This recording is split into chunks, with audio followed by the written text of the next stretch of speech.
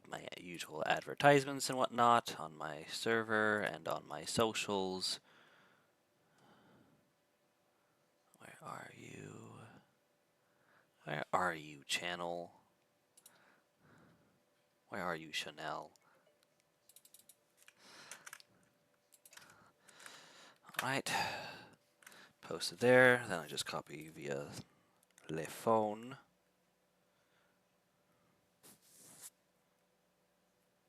Copy. Go to Twitch. Add to story. Find the image. Paste the text. Color it red. That I said red, not pink. Although that doesn't look like the correct kind of red, but whatever. And send it to everyone to piss them all off. Because they all need to know. And done. Finally, Facebook.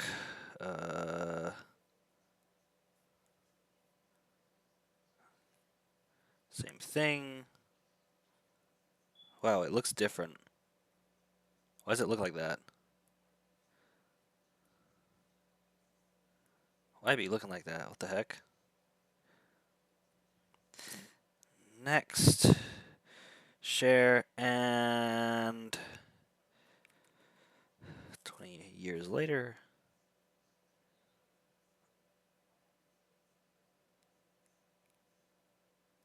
Come on, we got good internet. There we go. Raises the phone up and it immediately starts notification. Okay. Those are good. Now let's just check my Twitch stream to make sure it's going the way it's going. Shrink this thing down. I don't need that no more. Shrink this down. Start up the thingamabobber majigger. No update? Surprisingly, no update. Cool. I'm really hungry. My dinner is currently cooking. So I will be in and out. Apologies for that. Just life. It's just life. It was weird too because I didn't want anything. Usually I want sweets and stuff for breakfast like pancakes or French toast or cereal or something. Let me change to this. Let's see if this works. According to the stream feed, it looks like it's not working. Oh no. Well, there's an easy fix for that. All I gotta do is go here, then go here, and then hit F2. And any moment now. No? The heck? F2? Pretty sure it was F2. Goodness golly. What happened to my... Okay.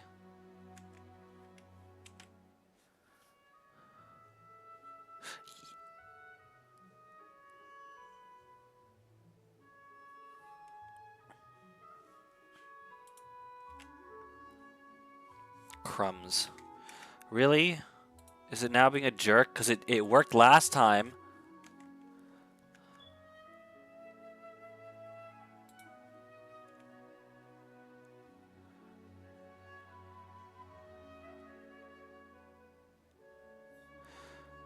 Oh man, I hate having to people having to see my freaking stuff. This stupid thing. I don't get why it won't let me. This time it's not cooperating. So I'll just do it the old school way. You guys saw my thing anyways a bunch of times. It's fine. We're golden. We're dandy. It's okay. It's not the end of the world. But yeah, let me do a summary of the day and yesterday. Yesterday I did not stream because I don't know exactly what was happening, but I think in part I wasn't. So I had diarrhea like I had diarrhea like twice in the past few days, and on top of that, I wasn't sleeping well because I kept staying up and doing things, and I kept waking up early to work on things. And then on top of that, for some reason, like I wasn't eating all my meals. Like if we had to go, like for example, if I ended up going with my father on the road, we wouldn't stop as much as we would have liked to, given the fact that we had a trailer and we couldn't stop just anywhere. That and we were pressed for time in some cases. So I did skip some meals, unfortunately, and lacked in sleep and did not take many breaks when I was working, and that kind of caused me to have issues later on. So yesterday morning, I literally had to leave halfway through a church service because I was about to pass out. I was at the point where everything was looking like noodles, squiggly little noodles, and I literally just headed outside and just got some fresh air, and I went in the rain. It also didn't help that there were like an abnormally a large amount of people, to the point where the feeling of like my social anxiety flared up to the point where it felt like I was in an elevator. It felt like I was in an elevator, small elevator, trapped with a bunch of people packed in, to the point where we were rubbing shoulders and whatnot and practically breathing on each other's necks. So I definitely had to GTFO. Um, and yeah, after that, once we got home, I ate something. Like it was to the point where because I had to cook something for myself, because that's just how it works in my house. I usually end up doing my own thing. Um, Although I thankfully got my parents to help watch that time, because halfway through cooking, I had to sit down and I had to eat candy because I think it was my blood sugar, because my hands were trembling like crazy and my legs were like jelly. Uh, and then later that night, because I had slept through the majority of the day, because I also was like sleep deprived as well. So I decided to take that day as like a vacation day to just like take care of myself. I slept good, thank God, and I got better. Um, but I did have diarrhea the last night. Unfortunately, I did stay up longer than I was supposed to last night. Hopefully, when this stream is done, I'll just go straight to bed like I'm supposed to, instead of staying up and uploading the videos. I should just upload them in the morning, really. As for today, how today has gone, I woke up at a good time. I felt I felt well rested, so everything was good. I kind of had lunch for dinner because I didn't want anything sweet. Lunch was weird. Excuse me, sorry, because I wasn't hungry. I tried to eat something, my body would not let me have it. I couldn't finish what it was. And then now I'm cooking dinner, because even though I ate like not super long ago, uh, I ended up getting hungry regardless. Even though just like an hour or two ago, I was like so full that I couldn't put anything in my mouth, even though I hadn't eaten in a while. My body's weird. Hopefully, I'll figure things out. I do need to go shopping for food, because I haven't in a bit. I have more snacks than food, if anything. Unfortunately, well, fortunately, unfortunately, yeah. Um, but today I was working on my business card. Although I don't, now that I think about it, I might not even need it, at least for now. Especially because I don't, unfortunately, I don't get out of the house that much, due to my current circumstances. Eventually, I will be able to get out of the house more and whatnot. Um, but I did manage to finally convince my dad to help me with the shelves, because the three I had were falling out of the wall and were about to collapse with all the manga and the Pop Funkos and whatnot. And I went and I got those three fixed with new expansions for the walls. And I added my fourth one. I'm going to probably add a fifth and a sixth one in the future, because there's so much wall space I could deal with. I sorted my manga properly. I put the Funkos I wanted to keep up so it wouldn't, and I put the ones I didn't want back in a storage box. I'm gonna probably sell them at some point, because I mean it's money, and I just got them gifted, but they're not my favorite. So I'm not one of those people that collects like a whole series or anything like that. Like I'm not like a 100% collector and all that. But I should probably start the game. I'm talking, but I could have played the game while I was talking. I should probably check the food actually soon too, because I'm scared the fries might burn. Um, but yeah, we got the shelves done. All I need to do is like build what Lego sets I have and put them on display on that fourth shelf and part of the third. Um, but yeah, and I managed to clean up my bed stuff, store away most of my plushies because they decided to raid my entire bed again. I'm totally not to blame for that. Um, anyway, oh, I should have 70 now, so I should be set for Zilonen. Now I just have to wait till she comes. As for so you're wondering why are you in that land? Yeah, about that. You see, what happened was, uh, uh, so I went and finished that little end part of the thing because it wouldn't let me do any character level up or anything. It would be like, oh, we'll reset your whole progress. I'm like, I am not doing Groundhog Day again. Hell to the no.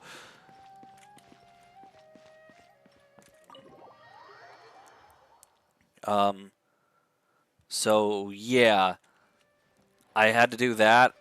We finished that little thing and I stopped there. Is there a cooking station? Or does this place not have like an open cooking station? I'm betting it doesn't. Okay, now I'm mildly annoyed. I'll just go to Mondstadt and teleport back or whatever, or the closest town that has an open. It's right there, you fool. It's right here, isn't it? Yep. Give me my ingredients. I was cooking a lot yesterday, too.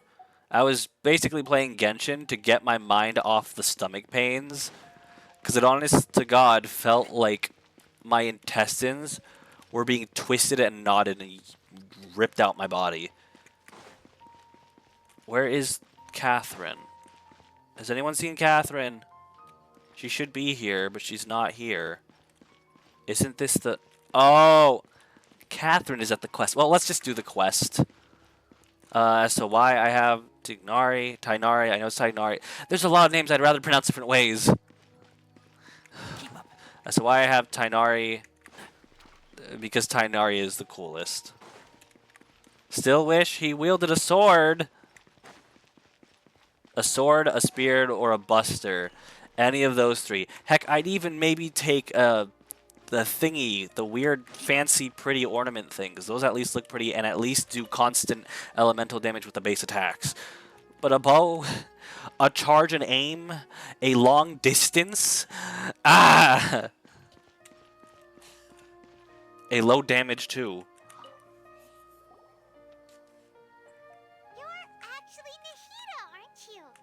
Paimon felt like Catherine was acting weird when we met at the Sub-Zero's festival. Okay, wait. I gotta clarify what happened because y'all missed it. So to put it simply, what happened was okay, so the entirety of Sumeru was not dreaming because we were all in a dream already. And we were put in a dream state by the academia, and they basically did it so that they put us in. They had Nilu be the host of the dream, and they put everyone else. They took them out of their dreams and put them in Nilu's dream, which is the never-ending Sub-Zero's festival Samsara, and and what ended up happening was we had to basically find a way for Nilu to up the dream, wake up the dream so everyone would be freed from the dream, from the samsara. And at one point, I've already forgot what her name was. It was not an easy name to remember, but she was right there in bed. And at one point, she had supposedly died. But I guess I'm assuming by this now, somehow Nahida ended up saving her and bringing her back. I don't know how she did it, but she did it. And I think that's basically it. We got out of the dream. They were doing it so they could harvest dreams. The academia was doing it so they could harvest other people's dreams. They took them out of their dreams so they could just take those dreams, and they would erase our memories at the end of each dream cycle as well, so we wouldn't be none the wiser. And on top of that, if you tried to leave the area, they'd also wipe your memory and set you back in place. So we just had to get Nilu to wake up from the dream. And now hopefully we will kick some academia ass. And Dunyarzad, did you save Her. her? It's a really long story. We shouldn't disturb Catherine her. with this voice is so Her funny. consciousness is I still love it. vacant. Can Catherine always have this voice, Let's chat please? somewhere else. How about by the traveler's favorite bench?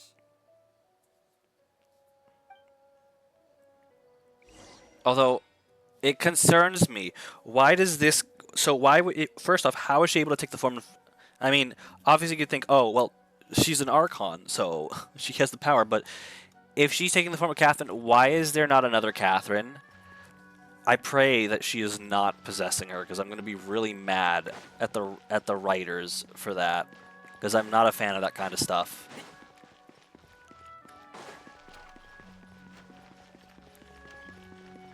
It's kind of, to a weird extent, well, no, even, there technically are kind of like ghosts in my comic, but they don't have the ability to possess people. That's not a thing.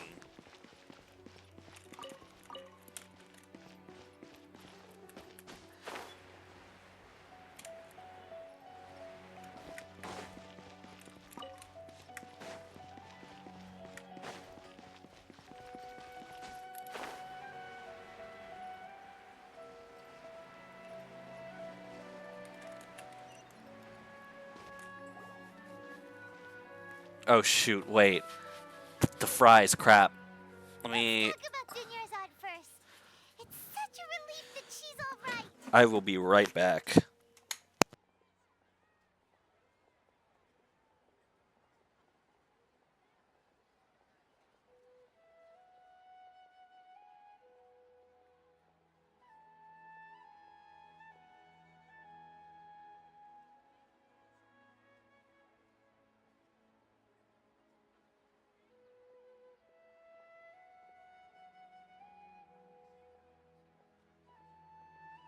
That's weird.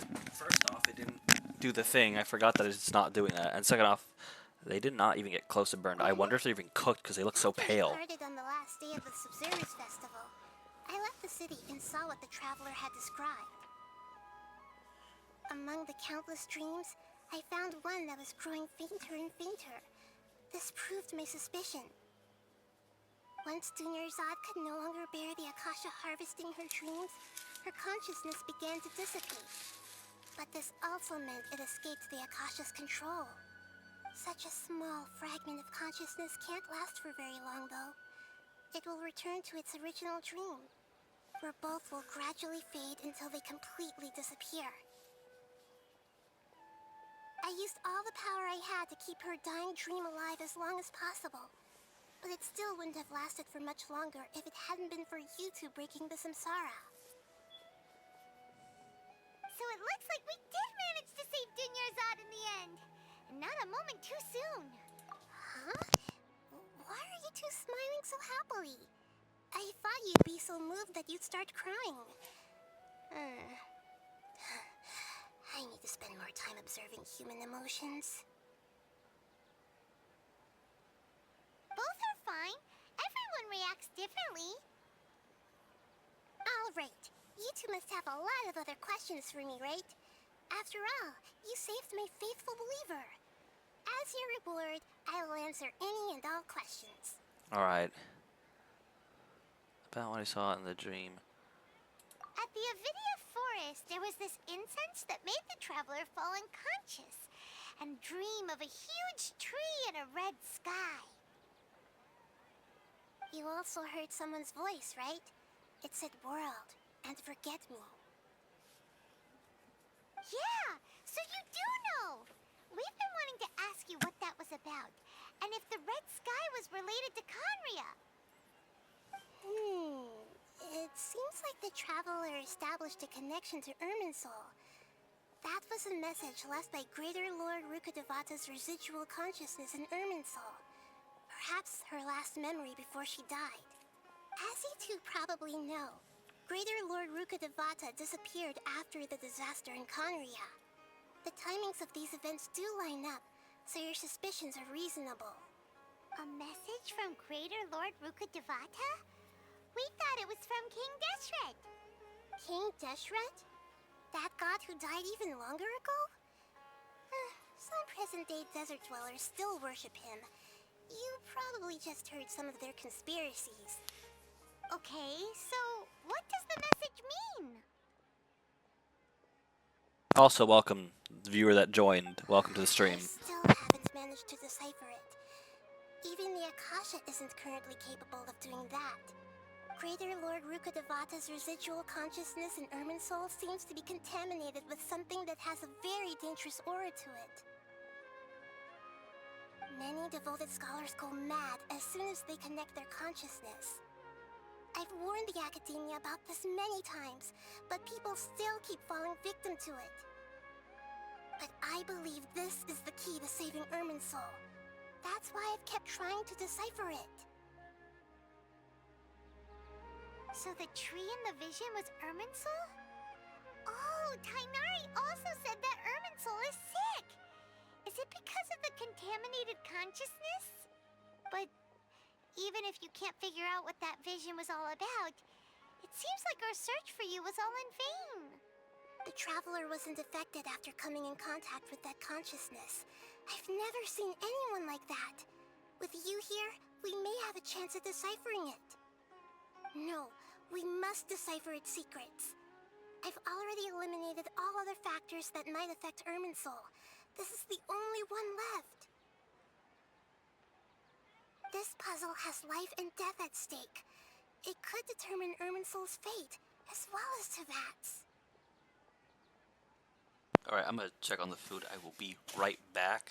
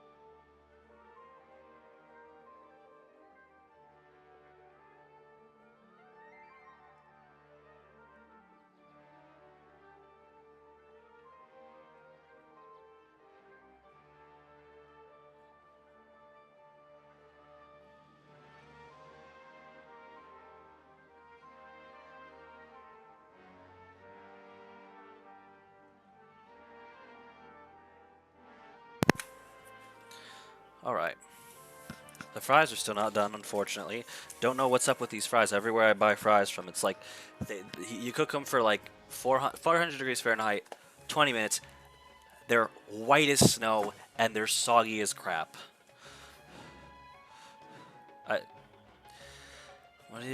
Why do you look like Catherine? To be accurate, I'm using the Akasha as a medium to occupy Catherine's consciousness. Oh, How did you that's not right. Poor Katherine.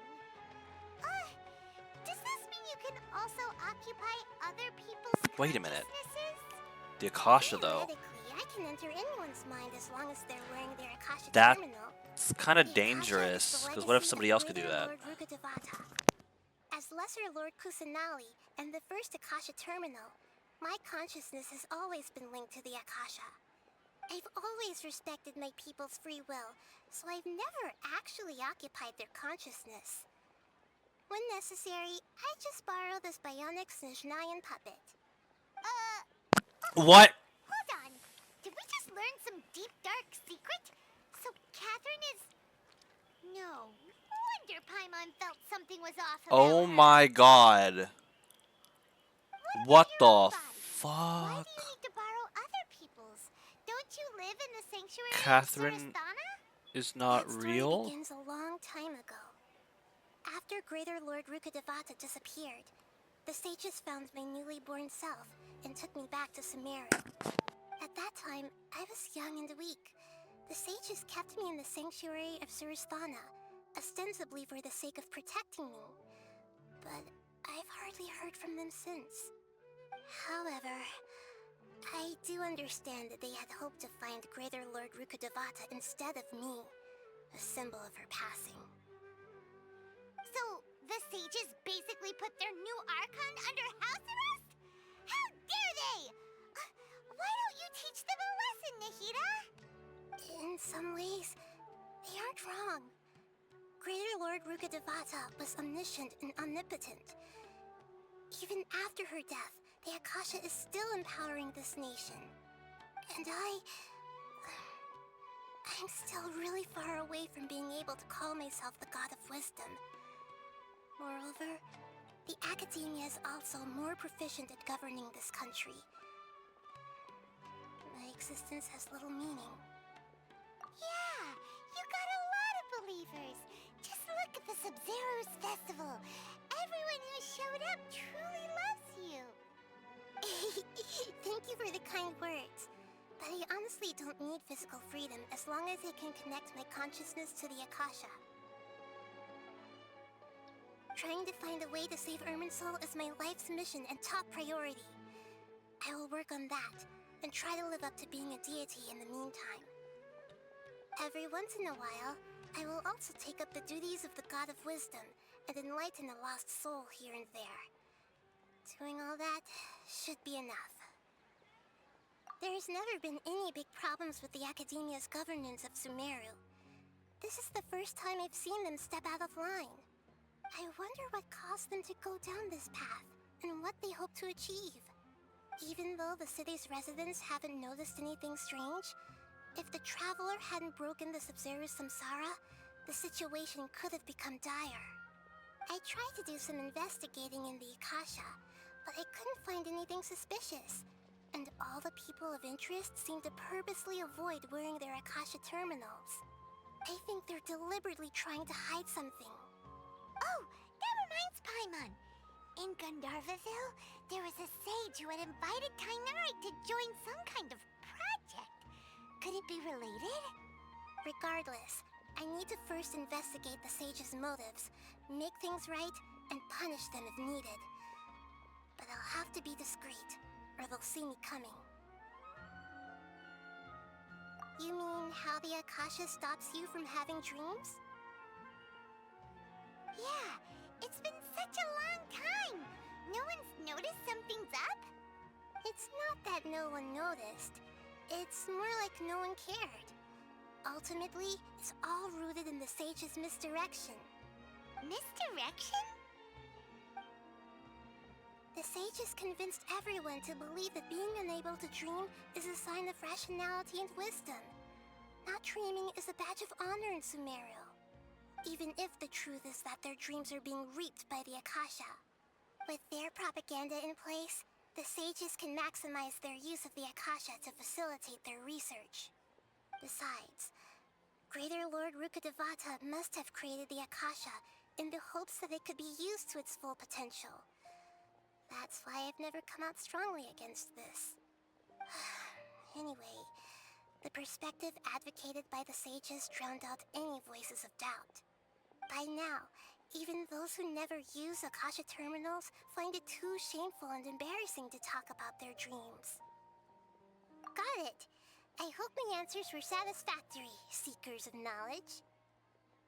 To be honest, maintaining Dunyarzad's fading dream took a lot of mental energy. I think I may need to rest for a while. Oh, and you don't need to worry too much about the sage's activities for now. The Akasha won't be able to conduct another project on the scale of the Sub-Zero's samsara in the immediate future. Go and get some sleep. Leave everything to us. What a relief.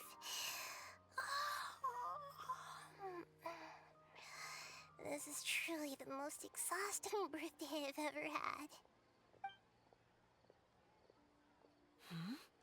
Traveler? Paimon? Why am I here? Do either of you know?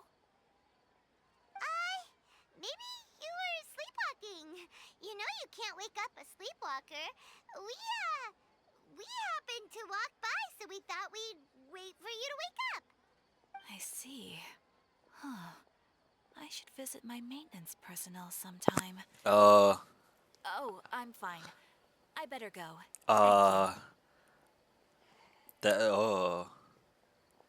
Is that why there's a keyhole in the back of her neck? We've spent quite some time in Sumeru City, but ever since we last said goodbye to Lesser Lord Kusanali, we haven't heard anything from her. Oh, we can't just keep waiting around like this. Let's go find Katherine and pick up some work so we can at least keep ourselves busy.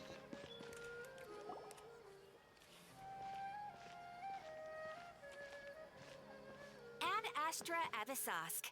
We meet again, you two. Hi, Katherine. Do you have any commissions for us today? Commissions, huh? Let me think. Oh, how about this? Please attend the Academia's Academic Symposium this afternoon and recite a love poem on stage. Wait, say what now?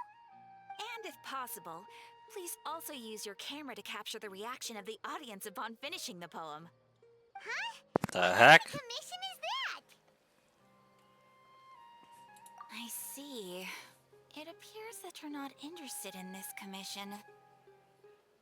In that case, please go to Port Armos and convince the Eremites there to spend some time volunteering at the local orphanage.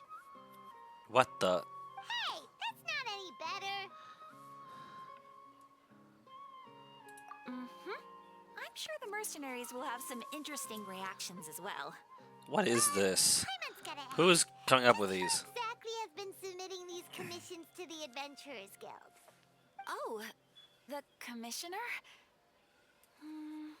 Well, actually, I just wanted to see the two of you in action.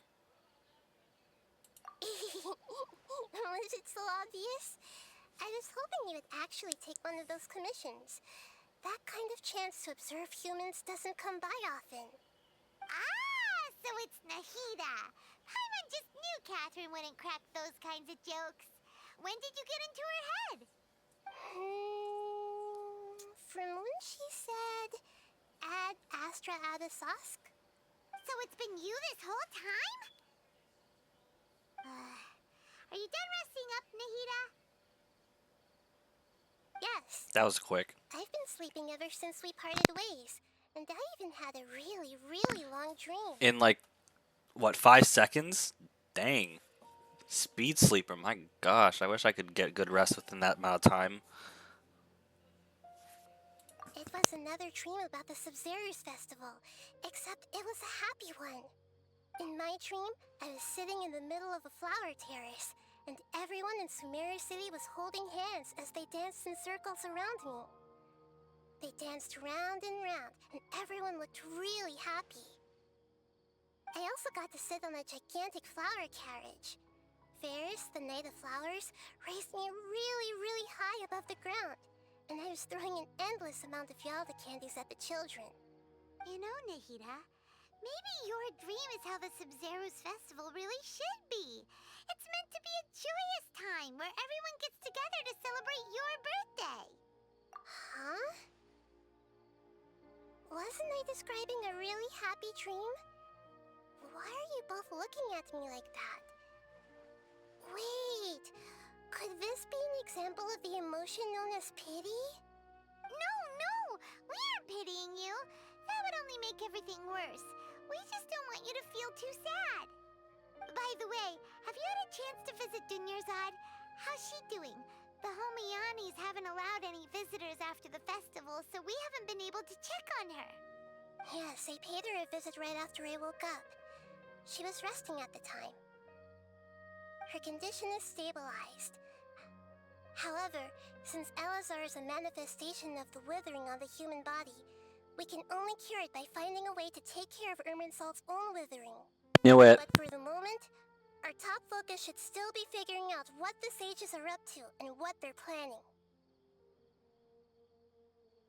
Right. Who knows what'll happen if they manage to pull off another scheme like the Samsara of the Sub-Zero's festival?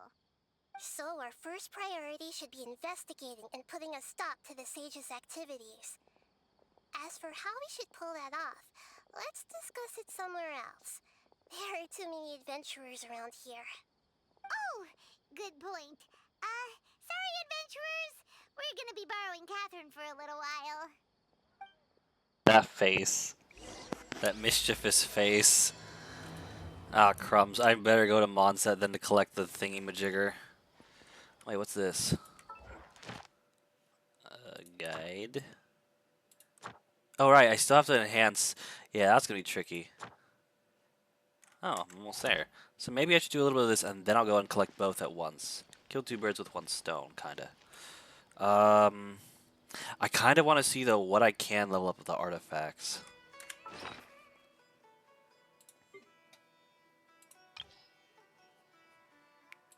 Wait, maybe... No. So it'll have to be... quality. From sorting. I wish it would just stay with that. So what do we have going on? We got... This one's Gladiator, this one's... Witchy. So... but we don't have any more... Why'd I do that one? It says sets. I'm gonna have to get the other ones. I don't know how I'm gonna get them, but I'm gonna have to get 5-star ones. That's gonna be tricky. Then again, it is taking me a while to do this in the first place, so.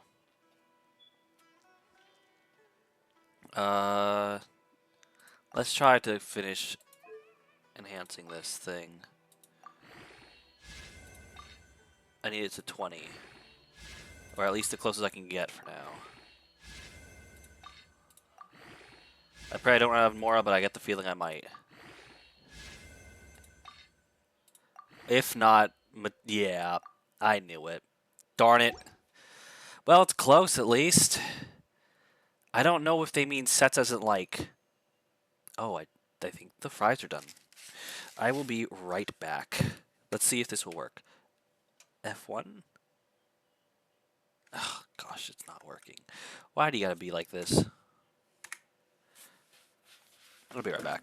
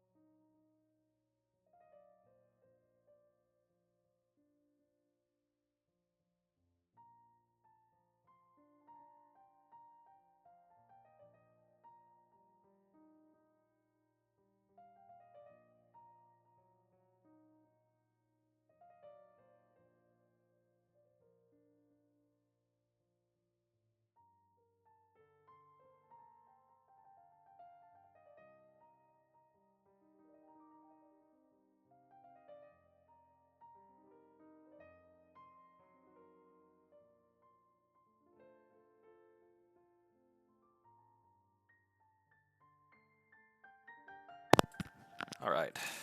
Yeah, I'm not waiting for these to cook anymore. Because, yeah, no. Anyways. I also kind of want to check on some stuff. Oh, okay, never mind. Let's continue our chat here.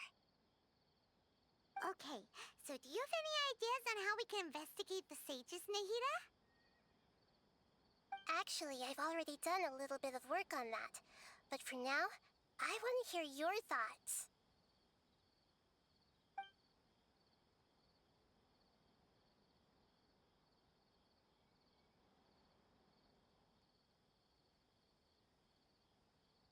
We're in the dark as of now. Since we still don't know anything about their goals, any rash move could tip them off and lead to terrible consequences. After all, every person in Sumeru City is one of their hostages.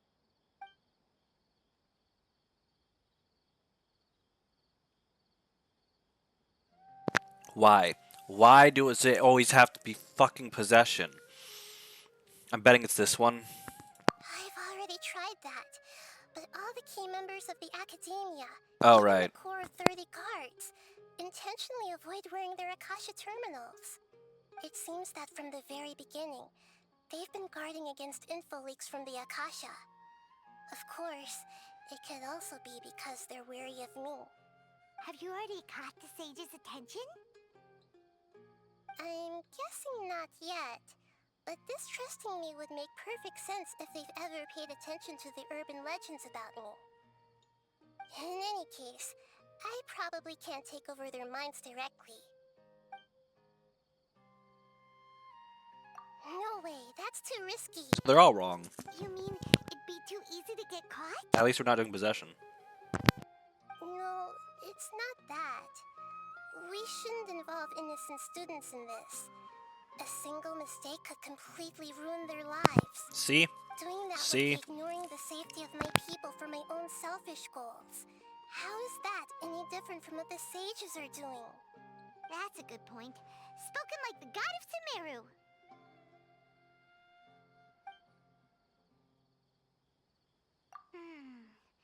Are we really out of ideas?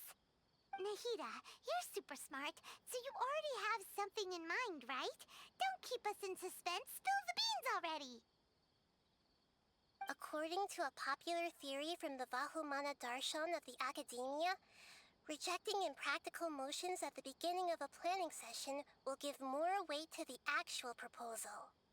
Okay, but aren't you the god of wisdom? You don't have to use that kind of gimmick to make us take your ideas seriously. Well, I've been thinking that if I can't directly possess the leaders, and if I can't get ordinary people involved, then I should find someone who's already involved, but hasn't decided to side with the sages. You're saying we should recruit a spy? Buy That them. sounds like it could work. Oh, before coming back, we met someone named Alhaitham. Called it. He seems like he acts alone, and he likes doing stuff behind the Academia's back. They probably aren't in cahoots. Actually, I already have someone in mind. Do you still remember that female scholar named Sataria? Sataria. Paimon remembers now. Isn't she the one who's always trailing behind the Grand Sage of the Academia? We ran into her basically every time the Sub-Zero's festival repeated itself. You could even say we're old enemies by now. Paimon still remembers the smug and mean way she always spoke to Nilu. Oh, her. I've always liked observing all kinds of people, and Sataria has always stood out from the crowd. She was born in the desert and was hailed as their greatest genius. Her academic gifts allowed her special admission into the Academia, and also gave her the opportunity to serve as the sage's assistant. Oh, Paimon didn't know she was from the desert. She must be pretty special then. Paimon feels like most of the desert dwellers around the city are working as mercenaries. The name Sataria means star. When she lived in the desert, she shone like the brightest star in the night sky. Later on, she was chosen by the sun. The star was given a place in the daytime sky to complement the sun's dazzling light. Soon after, the star witnessed the sun scorching the earth, which brought forth many disasters. The star began to waver. Instead of staying beside such a sun, wouldn't it be better to return and light up part of the night sky? But in the end, she couldn't give up the radiance of daytime. To cope with her shame, the star buried her guilt and closed her eyes. From the sound of it, Sataria's just hung up on the research opportunities here. But she doesn't really support the Academia. She still feels guilty about not doing more for the desert, right? She's just running away from her problems. Indeed. When they are presented with complex moral issues, many people will simply plug their ears and go with the flow until the problem can't be fixed anymore. She's suppressing a lot of guilt, but before she realized it, She had already become the sage's accomplice. She can't deny her part in their schemes anymore. Right. We must somehow make her face her problems again. That way, not only can we get useful intel from her, but she can also use it as an opportunity to redeem herself. From my past observations, Cetaria will take a day off from the academia every 10 days to do some shopping in the city. Tomorrow afternoon just happens to be a shopping day for her. That'll be our chance. To prepare, let's go check out some of her favorite spots and have a quick chat with a few of the vendors there.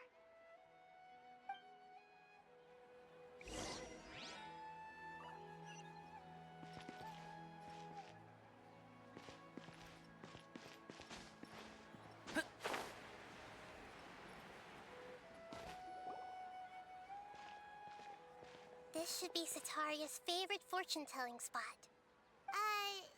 So should we ask the fortune teller about Cetaria? No, I already have enough information on Cetaria. The most important thing now is for you to pay attention to the vendor's talking style and key characteristics. Talking style and key characteristics? Body language. My poor lost lambs. Have you become troubled over your fates? The divine voice of wisdom often echoes between mine ears. If thou be blessed today by the gods, I may be able to show you the way. Huh? Really? Nahida, you've been whispering things to her? Shh. My friend here has some doubts regarding his future. Can we get a fortune reading for him? Of course, of course. In that case...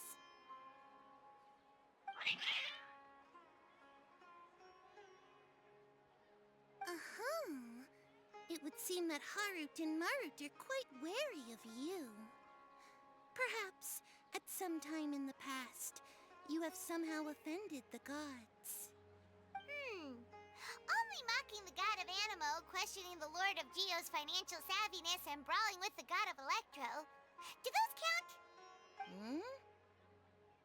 Oh, nothing. Go on, pick an aspect for her to divine. Not a fan.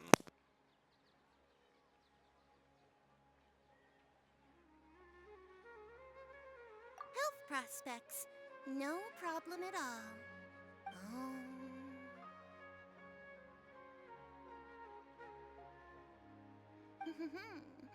The gods have spoken. The truth shall be revealed. Your life shall continue on for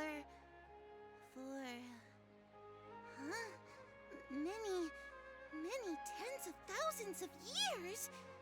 Impossible. Harut, Marut, did you two spoil my divination? I've never read a fortune so absurd.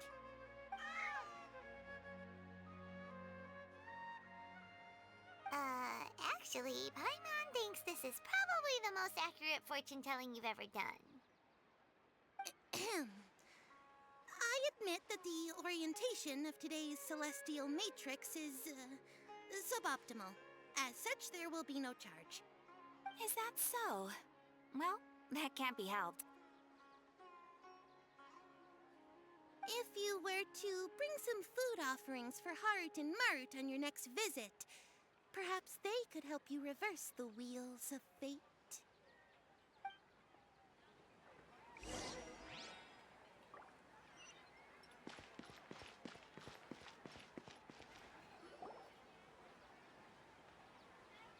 Is this another one of Cetaria's favorite stalls? Yep, it belongs to a king. His father helped Cetaria a lot when she first moved to Samari City, so she still comes by whenever she has time. When I start talking with him, listen carefully to the details of our conversation. I wonder why we're doing this. Dear customers, would you like to look at some pottery? We caught wind of your great craftsmanship, so we specifically came to take a look. Oh, I recognize you. Aren't you Miss Katherine from the Adventurers Guild? Sounds like I'm in for some big business. Speaking of, where did you learn this trade? I suppose you could say it all started with my dad. He's a mason by trade, but I picked up an interest in clay while apprenticing for him. After that, I began making pottery by myself in secret, and I simply changed trades when my works turned out well. Although it's a pity that I'm no longer making much use of the knowledge provided to me by the Akasha. That's nice. You're making a living doing something you love.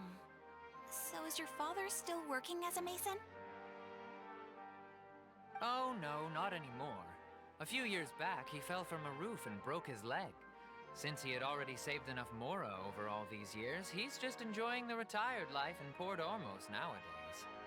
I see. We wish him peace and happiness in his retirement. I'll have someone in charge of logistics at the guild come by another day for some goods. We'll leave you to it. Take care now. No problem. Rest easy, all our goods are sure to meet your every need.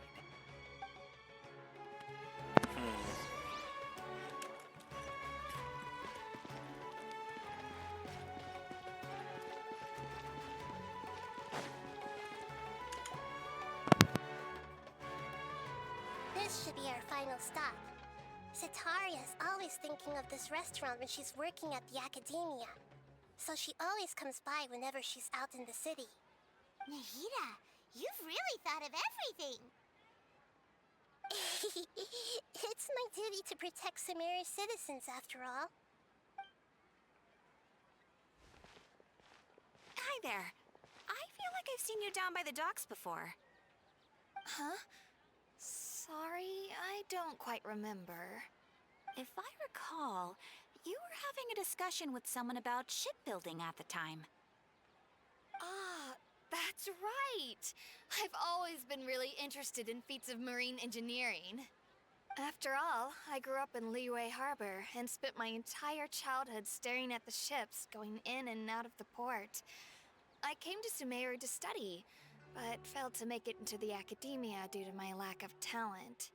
But I'm still discussing all kinds of problems with different scholars, and I'm continuing to study and perform research from the restaurant's basement. I'm sure I'll get into the academia after their next round of exams. What an admirable spirit for learning. Amazing. Sure, but you'll find hardworking people wherever you go. So this restaurant has a basement as well? Huh. First I've heard of it. That's right. It's not usually open to patrons. Most of the time, employees use it for breaks or to hold private events. I see. Yes, that makes sense. Well, good luck with your studies, Miss Chishan. I'm just surprised she's not Thank you so much. shocked that someone was As long as I can make it into the academia as an official student, I'll be happy. a little bit nosy on her convo. Most people get defensive if... Well, at least I'm used to the people around me getting defensive. They're like... If you like... They're like, wait, weren't you talking to this person about this? They usually be like, that's none of your business. Maybe it's just the people I'm unfortunately Don't around. be afraid to make mistakes. It's all part of the learning process.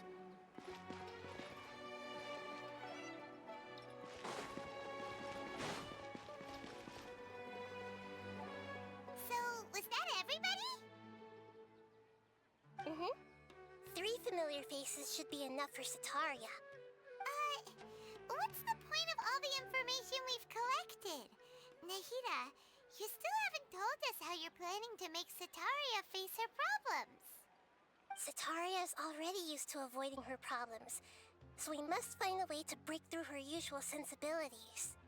I remember you mentioned that the Eremites in Port Ormos are all making a fuss about the upcoming resurrection of King Deshret. Although it's all just a boatload of nonsense, the fate of her homeland may turn out to be Sitaria's soft spot. Oh, Paimon gets it now! You want to take advantage of the guilt Sitaria feels about her homeland. Although she knows she should return home to help the people of the desert, all she's done is conspire with the sages.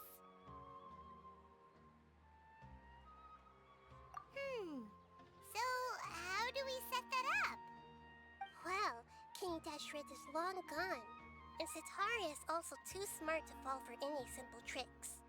If we simply engaged her under the guise of King Deshret's believers, she would definitely be weary of us, and we may not get anywhere.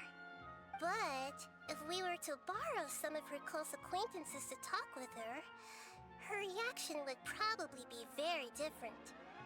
So, you mean you're going to possess those people? No! Yep. Possess them through the Akasha. Imply they've already converted I to the thought it faith was of off King the table. Deshret, Come on and then now. convey our made-up will of King Deshret. As long as everything goes smoothly, we'll get through to Sitaria for sure. She'll never guess that we had anything to do with it. Ah, so that's how you're going to use all the info we collected on these people. It's so that you won't slip up and break form. Possessing them will only work if you can manage to pass off as them. Exactly. So, best of luck with impersonating them. Huh? Best of I'm sorry, what? luck? What? We don't know how to possess anyone. Oh, don't That's tell me no we're gonna have to do it problem at too. I'll just share all No. their senses with you once I've possessed them. As long as you're also wearing an Akasha terminal, the effect will basically be as Oh, if you've possessed God. them yourself. I'm not liking this. That is pretty convenient. But why does he have to do this? Can't you do it yourself? Yes, don't drag me into this mess. For a while. I've never been good at imitating them. Like we are? You're not wrong. It's always been painfully obvious whenever you try to pass as Katherine. If it was at all possible, I would have preferred to leave these people alone. But seeing how things are now, I probably should just accept it and push on. Yeah, don't beat yourself up over it. We're only doing this to help everyone, and we'll only be borrowing them for a little while anyway. Alright, Borrowing. then let's give it a go tomorrow afternoon. Totally not invading their conscious and privacy and everything.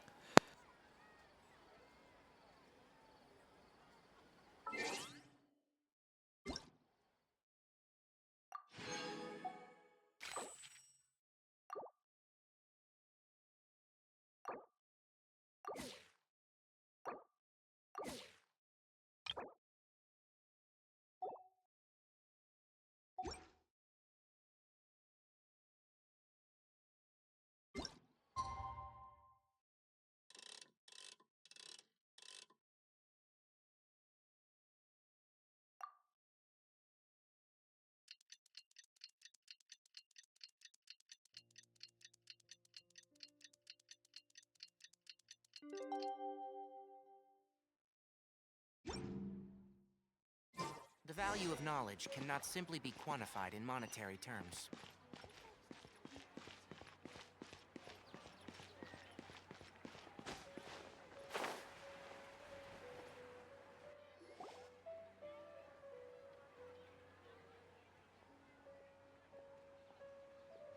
Oh, here she comes. Sitaria's here. Let's quietly follow her. Once she starts talking to her acquaintances, we'll find a safe spot to begin possessing them. As for how we'll sway her to our side, I'll leave that to you. I trust you'll know what to say. Paimon's starting to feel kinda nervous. Okay, let's go. Looks like they've already started talking. Let's find a hiding spot and get started.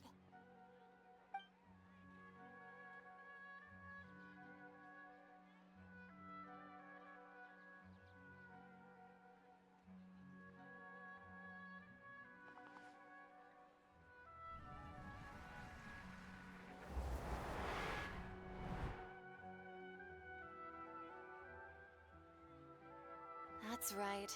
You really can't force anything when it comes to love. And besides, everyone around me has a very different background and outlook. Are you still listening to me, Nabia? Oh, of course I'm listening. You were talking about troubles with your love life, right? I heard Oh, everything you great. It had to be the opposite of what I Okay, picked. then. You just seemed a little distracted for a moment. Oh, I hate when they do things like this. Strange. Your cats seem pretty worked up. Is something wrong? I always always thought they were quiet, happy kitties. Oh, what are their names again? Ah, that's right. They are just little darlings, aren't they? Harut and Marut. So, which fortune do you want me to read for you today? You Didn't must she have just... come for another echo of the divine voice of wisdom. I'd like to get another reading on my list, Ah! but to be perfectly honest with you, I feel like I've been a real mess recently. A mess? Well, could you do a reading on how long it'll take me to finish my current project at work? I really just want to get it over with. I hear you. No problem at all.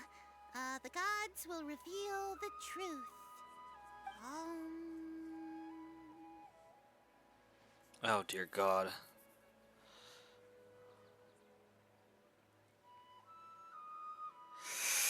This is where I botch.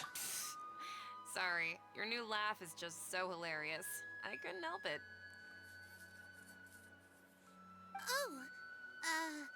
Please pay no mind to those Darn it. kinds of details.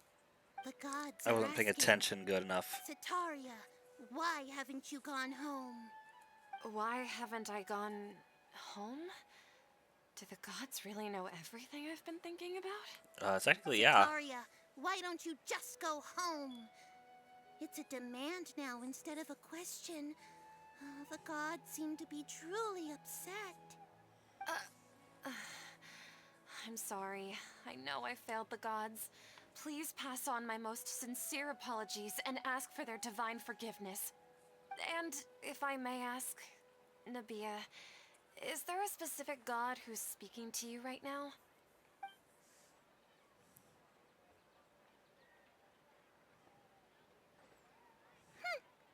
What an inconsiderate and naive question.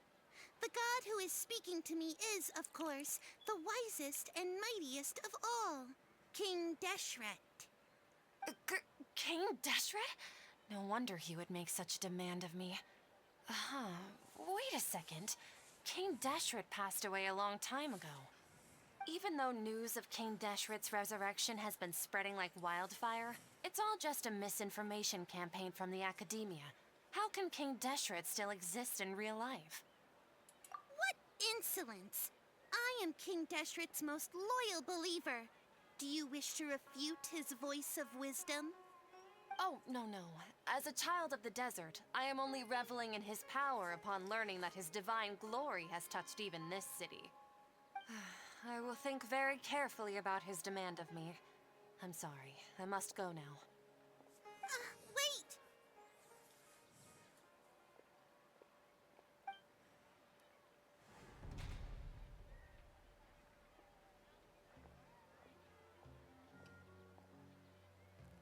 Whoa, she just ran off in a hurry. She looked pretty upset too. We screwed up. Well done. Sataria didn't seem to suspect anything amiss. Really? To have something she's been trying desperately to avoid show up out of nowhere and berate her, that must have shaken her to the core. Aw, Nahida, it seems like you understand human emotions really well after all. All I know are some abstract Harabatop theories. In any case, my time with you has shown a lot of them to be utterly useless. I'm still trying to make sense of everything. Anyway, enough of that. Let's hurry and catch up to Sataria. He's out of Keeps now, right on cue. Let's get ready to possess him right away.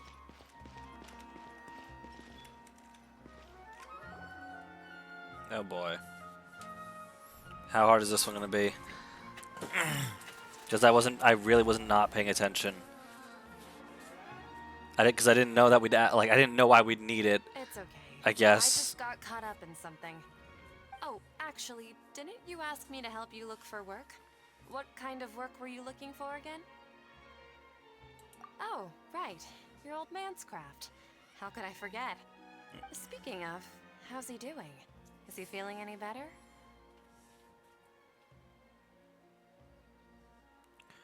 He broke his ankle. Oh shit, this is hard because both wouldn't make sense. He's feeling a lot better, And he's walking more now. He can lift stuff now. Oh, that's good to hear. Because he broke his I've ankle? been thinking a lot about it. Oh, that was If hard. I could get some more time off, I'd love to pay him a visit. Actually, while we're talking about him, is he still living in Port Ormos? Yeah, he's been retired there for a while. If you could find the time, please write him a letter. Let him know that recently, faith in King Deshret has taken root in Port Ormos and has begun to spread across Sumeru. He has a quick temper and has always been a devout follower of the Dendro Archon.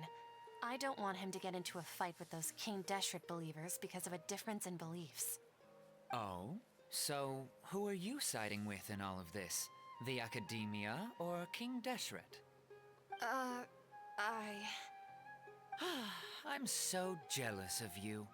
You were born a child of the desert, yet you chose to betray King Deshret, and now you spend all your time with those crooks from the Academia. Akeem, you don't mean you've also become a believer of King Deshret? What's so strange about becoming a believer of the wise King Deshret? In fact, aren't you the strange one? The one who still can't pick a side? Can't pick a side? Me? Whoa! Paimon had no idea you'd be so good at this.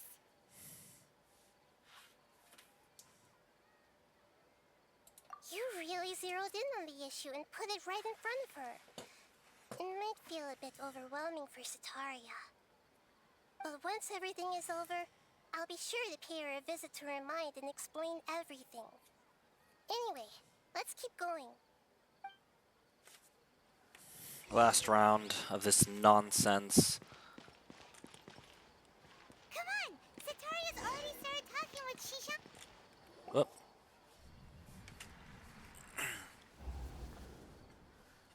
So, Shishan, have you noticed anything weird in the city lately? Like, as if someone was trying to preach to you about something? Oh, right. This one was easy. It's the Speaking basement. of strange things, I celebrated the Sub-Zerus festival so many times that I lost count. That was really weird. Wait, how could you be aware of that? That should be impossible. Nothing in the report indicated anything like that. Are you still failing to realize that the Academia's lowly tricks could never deceive all of Sumeru's citizens? Shishan, don't tell me that you've converted to King Deshret as well. What an absurd question. You make it sound like I should be ashamed for becoming a believer of King Deshret. In reality, shouldn't you be the one who is ashamed? You, who works side by side with the Academia and treated people as nothing more than experimental subjects? Please, please stop! Even now, Hook, line, Sataria's and still trying to sinker. run from her problems. Kinda. She can no longer justify everything to herself. Hey, she's trying to talk to the guards. What should we do? This is the most important part of all. Quick, get ready. Mercenary, you're a member of the Corps of 30, correct? Please help me pass a message to the Matcha right away.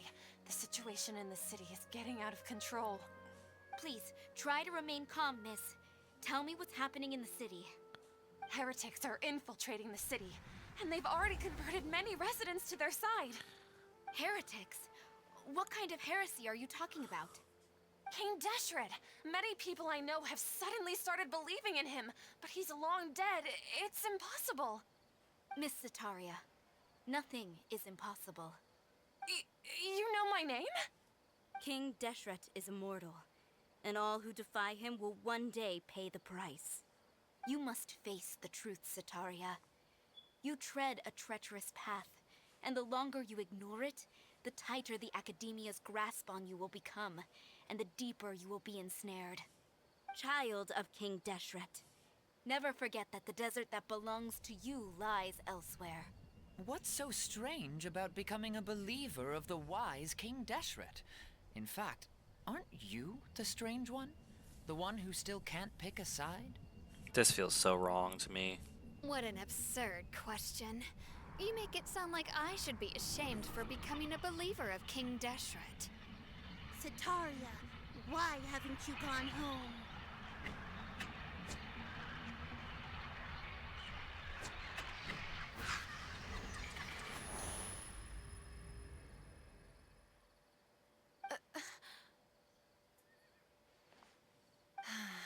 It seems that no matter where I run, I only keep finding more believers of King Deshret. I have to say, this is a familiar feeling. I've also been running from my guilt this whole time. Guilt over my part in the sage's plans, and from ignoring the letters from the children of my homeland. But no matter how much I may try to ignore or get rid of it, my guilt always comes back. You won't necessarily lose your research opportunities by facing the truth. Besides, did you really want to conduct your research while carrying such heavy feelings of guilt? How do you know me so well? Are you truly just a believer of King Deshret? Or are you the god himself? That's not important. The important thing is to pass judgment on the academia and its sages, and to correct their mistakes. If you could provide some assistance in this matter, perhaps it could serve as a form of atonement. I've actually never believed in the gods, but I've always believed in serendipity. Your appearance must be a fated opportunity for me to get out of this wretched situation. Please tell me, what can I do for you? How much do you know about the sage's current activities? I was just one of the designers for the massed dream harvest scheme, which is what happened around the Sub-Zeru's festival. But I know very little about the full scope of the overall project. I'd assume that only staff with the highest clearance would have access to those confidential documents. I've just been working to meet the Grand Sage's specified requirements. However, there's something that's been really bothering me. I heard that a scholar who was previously expelled has returned to the city, and even the sages are still quite wary of him. I'll hide them. To fight I'll against the hide them. academia, we will need to figure out the nature and the purpose of their work. Is there a way for us to get access to the confidential documents you mentioned? It should be possible if we're willing to take some risks. After all, I'm an assistant to the Grand Sage, and I've been working on many tasks outside of the project. One thing, though, I won't be able to transfer the documents to you through the Akasha once I get my hands on them. The sages have always closely monitored all activities within the Akasha. Of course they Let me have. see. Let's use the most primitive method. Send someone to pick up the documents tomorrow evening at the Academia entrance. The academia entrance. Wouldn't that be too conspicuous? Don't worry about that. I assure you, this won't be a trap. I'm only suggesting this location because it'll draw more scrutiny for me to leave the Academia again. It'll be safest for me to distract the guards long enough to hand you the documents. All right, I trust you. So, if I were to successfully complete this task, would it mean I've atoned for my wrongdoings? That'll depend on the judgment of the Dendro Archon. The Dendro Archon. That's right. Her people are the ones we have endangered. As the god of wisdom, she's also the one responsible for judging and guiding the scholars. Maybe it's time for me to find a god to believe in. Just as Nahida predicted, we've managed to bring Sataria to our side. Talking The out loud. traveler's execution was ingenious. He's the one who deserves all the praise. Well, now that we've made plans to meet again tomorrow evening, all we can do is pray for Sataria's mission to go off without a hitch. Pray? But if we're going to pray to the gods, aren't we just praying to you? God of wisdom and guardian of the scholars? No. The truth is the true guardian of scholars. I've always believed that. Anyway, let's meet again tomorrow evening at the Adventurers Guild.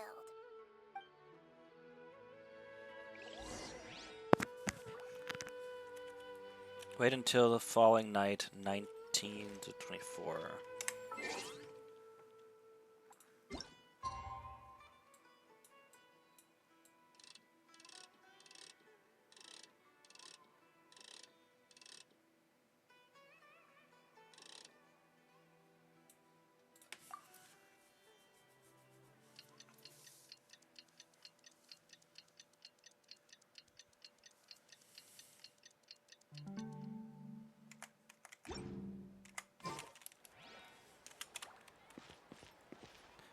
sorry, what?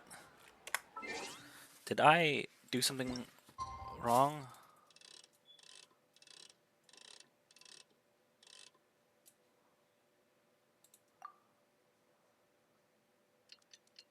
Wait, time limit adjustment reached. But I've gone over that. I've gone 2 days in a row. What the?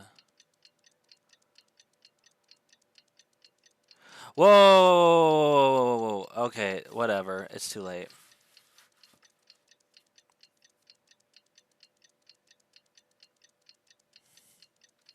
Oh well. Nothing. Whatever.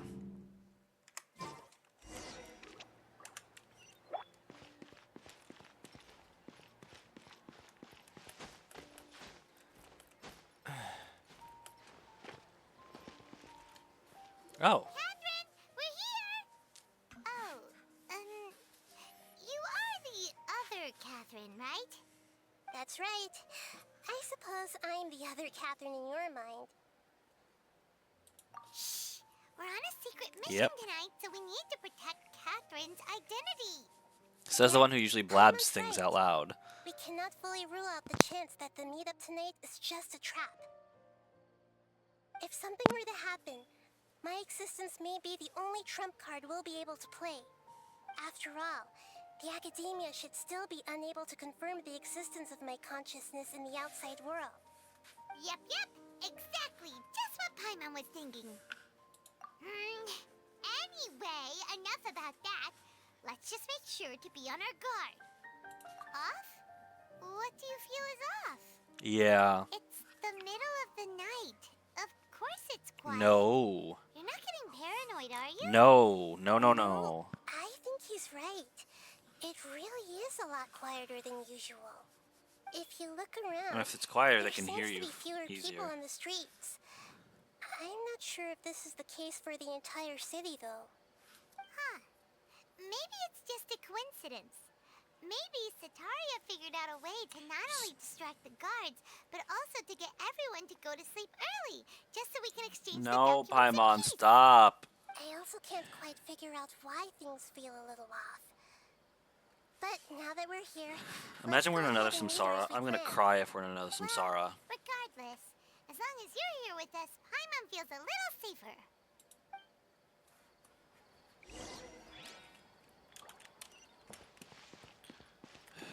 Good lord. There really I'm worried. aren't many people out right now. Let's hope it'll be this quiet in front of the academia, and that Sataria managed to distract all the guards.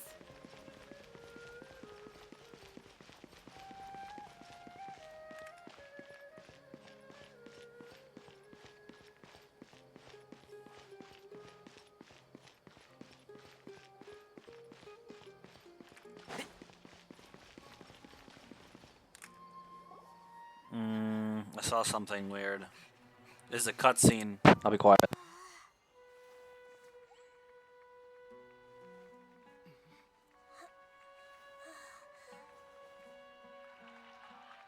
What are all these people doing here at this hour of the night? Ah, the triumphant hero returns at last. And to a rather spectacular welcome, even if I do say so myself. Oh, who the... The outcast, expelled from the academia. Indeed I am. Although these days they tend to call me the Doctor. Well, they finally showed up. For your researcher friend, she has already been taken into confinement. With some basic caution, she could have discovered the listening device on her person. Clearly, she lacks the degree of rigor expected of a true scholar. Oh, this sucks because I don't have the Traveler equipped. Oh, shit. We better not be in a fight already. What have you done to them? I simply made some minor adjustments to their Akasha terminals. See, I told Now you. they can deposit information directly into the subconscious. As you can see, all these lovely people now believe this traveler is a hero who has just saved the world. My experiment is a success. Told you the Akasha terminal is going to be And used for something like now it this. seems they can no longer hold back their sheer adoration. no! What should we do? These are all just regular people! Leave now. You need to get out of here. But that guy's a Fatui Harbinger! We can't just leave you here! Nor can I abandon the people of Sumeru.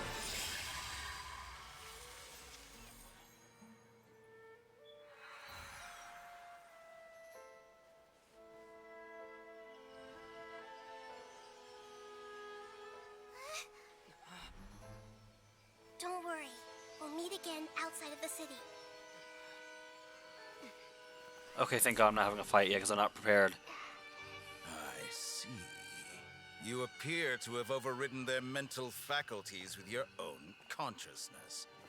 To possess such a powerful mind, you must be the god of wisdom.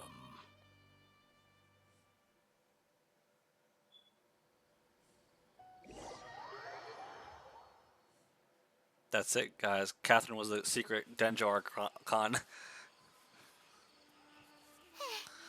This should be far enough. Paimon needs to catch her breath first. Is Nahida going to be okay? We only made it out because of her. Paimon wasn't counting on running into a new Harbinger here, let alone such a high-ranking one. That guy was number 2. So scary. He called himself the Doctor. Remember, Tainari told us about him. Sataria did say that someone who once got expelled from the Academia came back recently. And that even the sages are wary of him. Yep, sounds like she must have been talking about the Doctor. Yeah, now that the Doctor's in the picture, we're no longer just dealing with the Academia. They're in cahoots with the Fatui. Of course they are. They're both corrupt. What are the Fatui after this time? Another Gnosis? It's always the academics, dang it. Yeah, things would be a lot easier with Nahida's help. Nahida said we'll meet again outside of the city. But we can't just keep waiting around, right?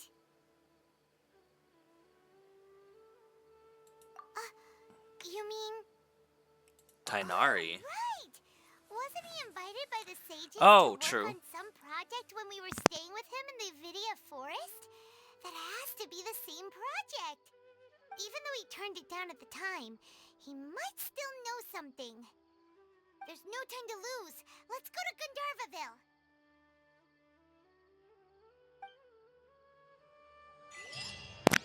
Okay, let me do something. Oh, there's an oculi nearby. Keep up. Oh. Uh-oh. Okay.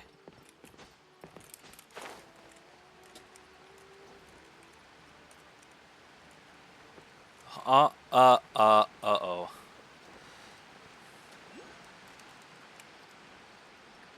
Wait, there's another one here? Dude, I was like exploring Sumeru yesterday. I didn't... Huh.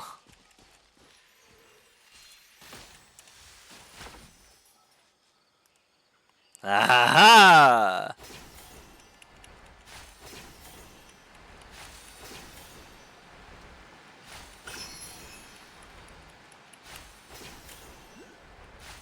Wait, there's also one... There's also... What the heck? There's a thing there that I don't remember being there. What the heck? Wait. Wait, why is there... One with the forest. Got it. That's all I care about. Okay. Out of my way! Let me scribe, written in the stars. Okay.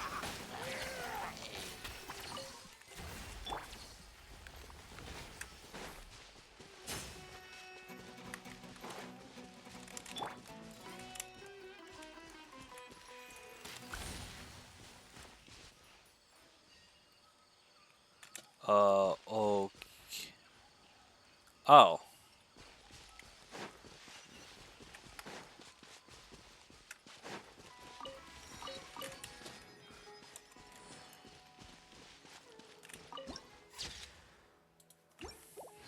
I almost closed the game. Whoops. I'm betting Yep.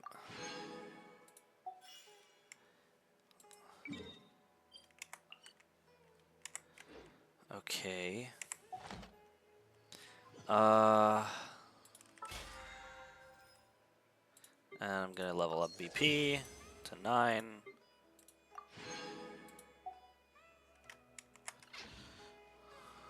If you press a leaf between dry sheets of paper, you can make an attractive and handy bookmark.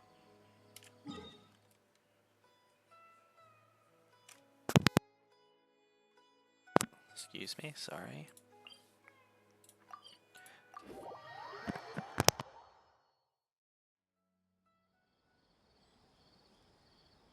Oh, jeez. There we go. That's probably something unimportant. Ad Astra Abbot. Thank you for Ad Astra. Claim all. Dispatch again, because I have one now in Natlin. There's none in Mondstadt because Mondstadt is Mondstadt. Because Mondstadt is Mondstadt.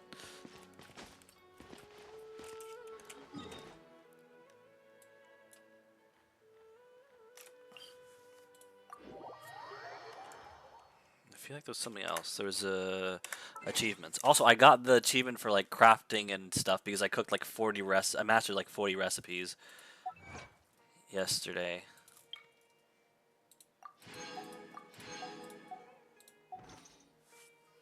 Of course, they had to make the possession thing an achievement. Of course. I'm totally not salty. No, totally not.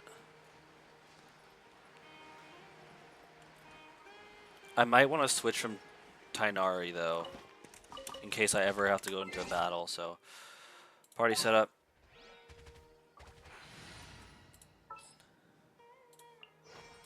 There's still a lot. And I got all the ascension materials for the main character. I just need to get to adventure rank 50 to send him, and I'm gonna start working on the. In the meantime, I'm gonna do this stuff, and I'm also gonna work on the ascension materials for the other 3 in the current party. I'm just gonna level up this party as much as I can, so it'll make grinding for things easier for other characters later.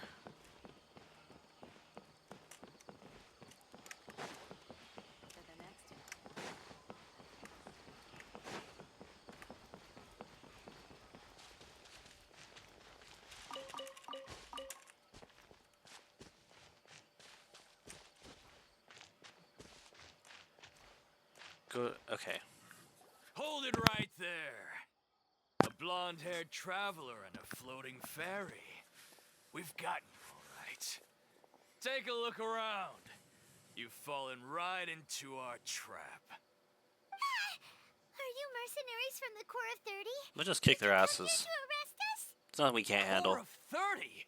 We're nothing like those government lapdogs who don't even get scraps for their work. We are an elite brigade that commands the highest commission rate in all of Sumeru. We're here on the orders of a client known only as the Outcast. I'm betting The outcast? I'm An outcast yeah. from the academia? But why wouldn't the doctor just send the Fatui after us? I'm thinking he also wants to be as discreet as possible. Although that wasn't Still really wasting time that on discreet what he idle did to the chit-chat. people in Sumeru We'll shut you up soon City. enough. Get them! Tashfin, more like Trashfin. Correction, Tashfin, more like Trash Bin. Ah! Let me scribe.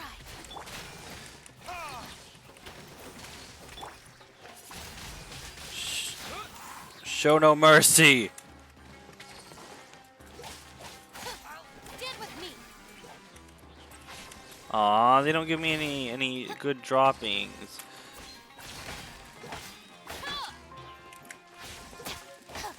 I finally got the wood I was looking for yesterday. I couldn't find it anywhere for the likes of me. Shadows of fate.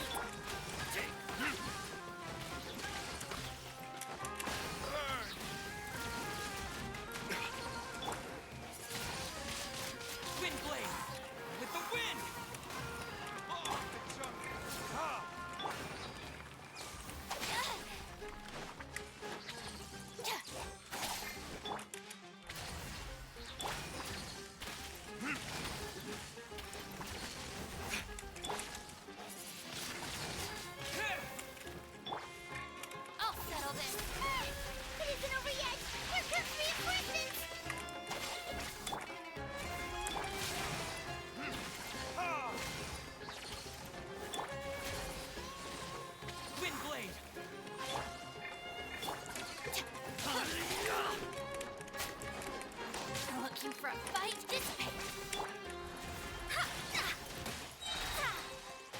Fate is upon you. Need.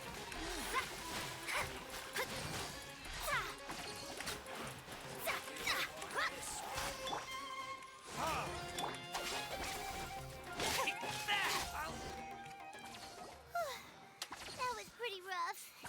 Is that Not really. mercenaries are like? Yeah, looks like we'll have to keep our guards up. But this doctor guy seems like a pretty tough opponent. He knew exactly where to set up an ambush.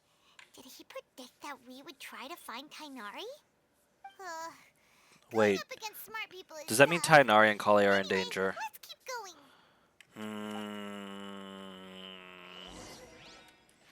Well, first, where is it? There's this thing around here somewhere. Where are you? I know you're here. Okay, I guess not.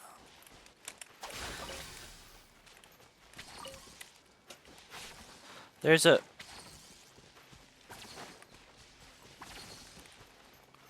It's...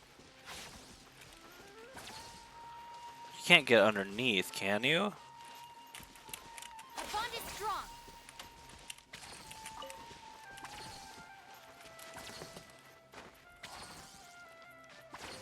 It's in here, probably.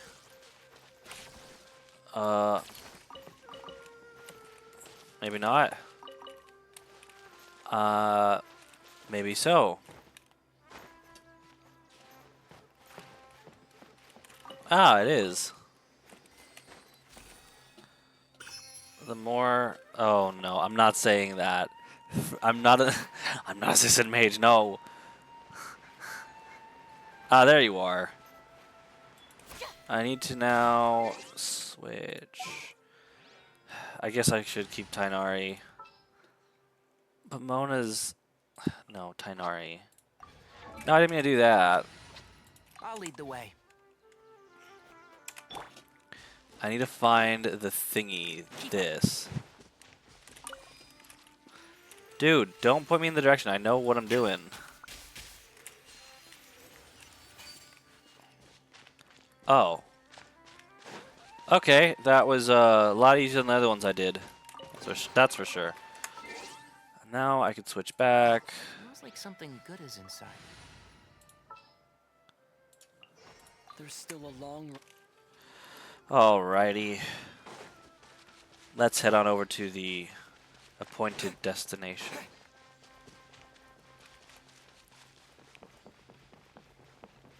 Oh great, more eremites.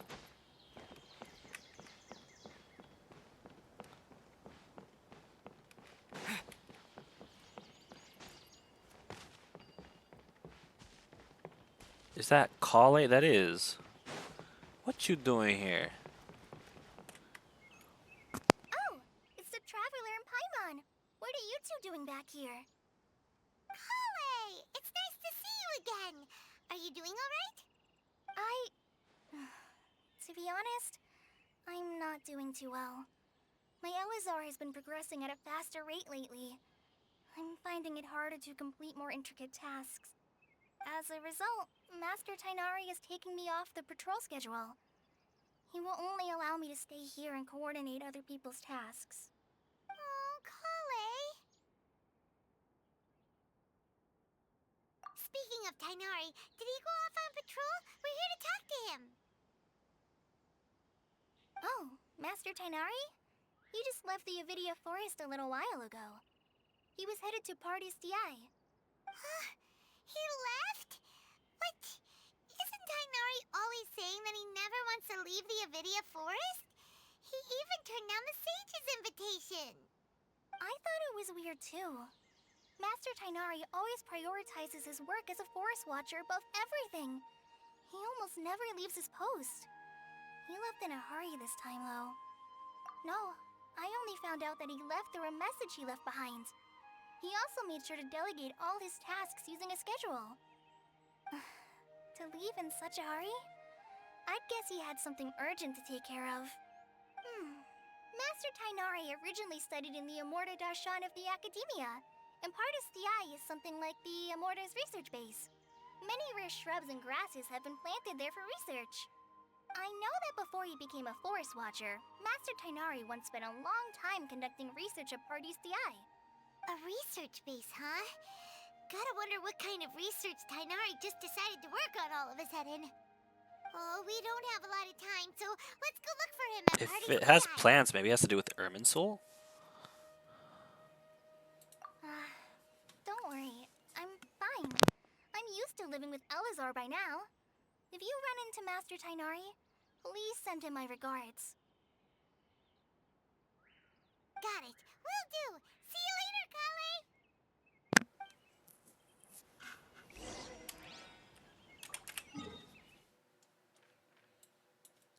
We have a waypoint.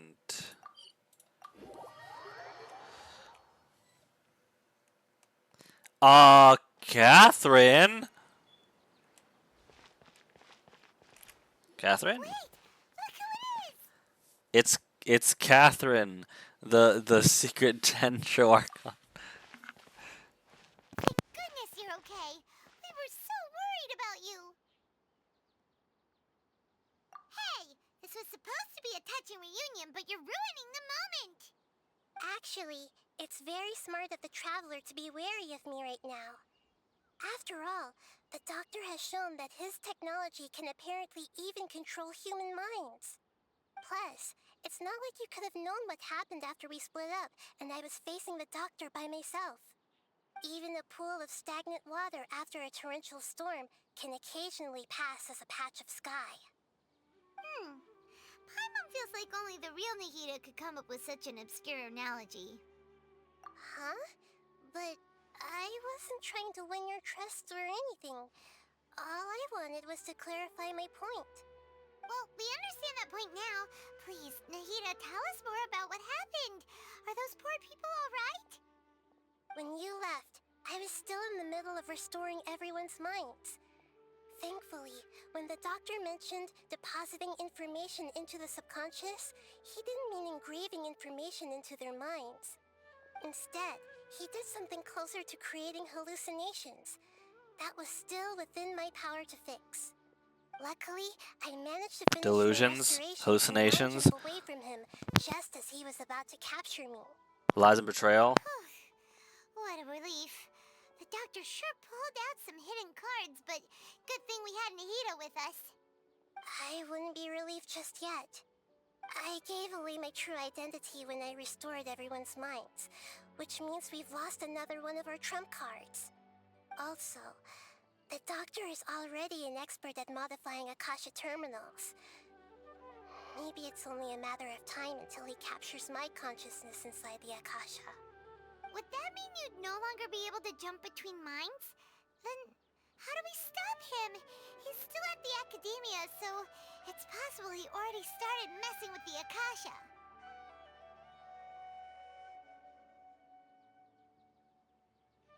Ugh, it feels like he's toying with us. What a nasty piece of work.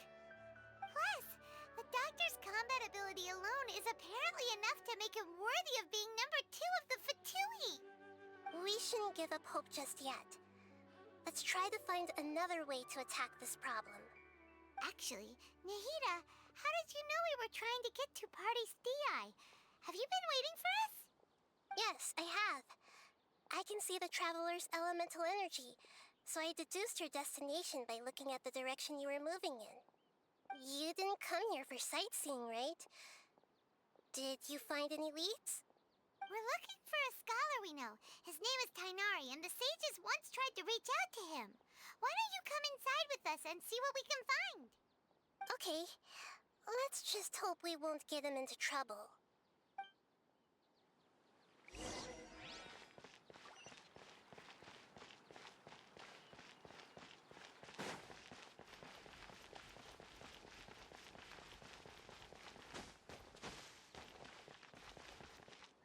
Oh, it's her. Peja? Traveler?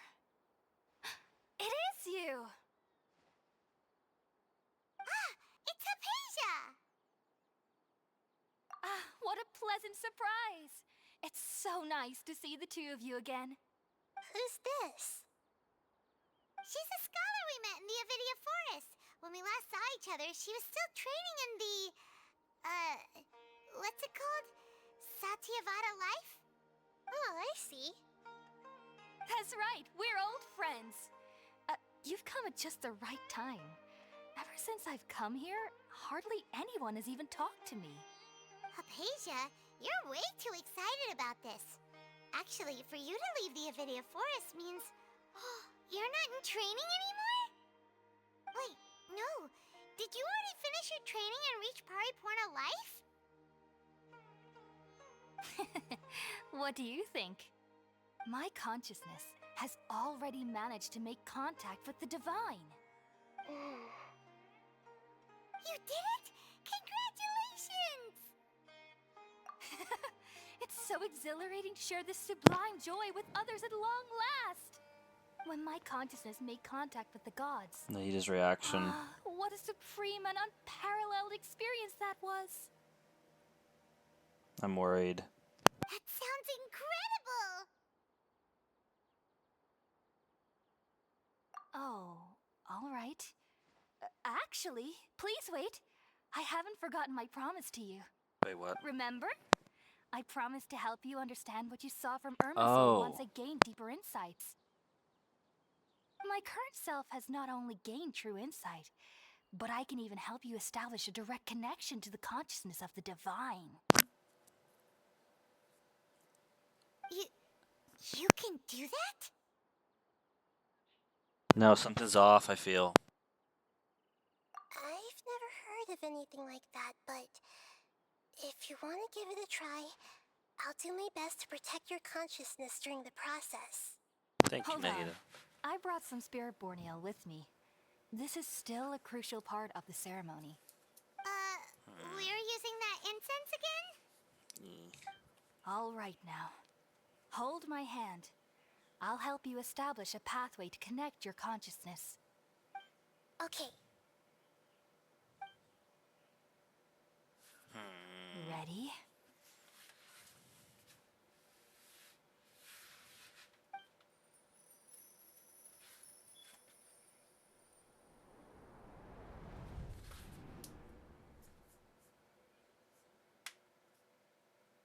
It took 3 betrayals for me to finally understand.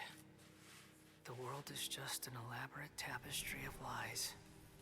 What? My fury will never be quelled. The first to betray me was a god. My creator. My mother. Valuing strength above all, she saw no worth in me and I was discarded. The second was a human. My family. My friend. Consumed by fear, he saw me as an abomination. The third was one exactly like me. A hope for the future. A fledgling barely out of the nest. Powerless before his mortality, he broke his promise to me. Humans, they can't be trusted. And the gods fill me with pure loathing. So I said good riddance. I denounced the world and laugh in its face. My chest will never again be defiled by worldly filth. I will scrub away every last trace of human emotion. Then it will be empty, a blank slate, and ready to receive a supreme gnosis, brimming with pure divinity.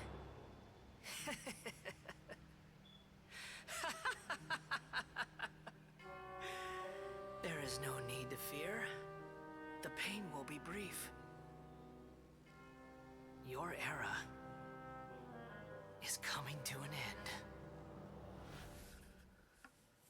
The hell?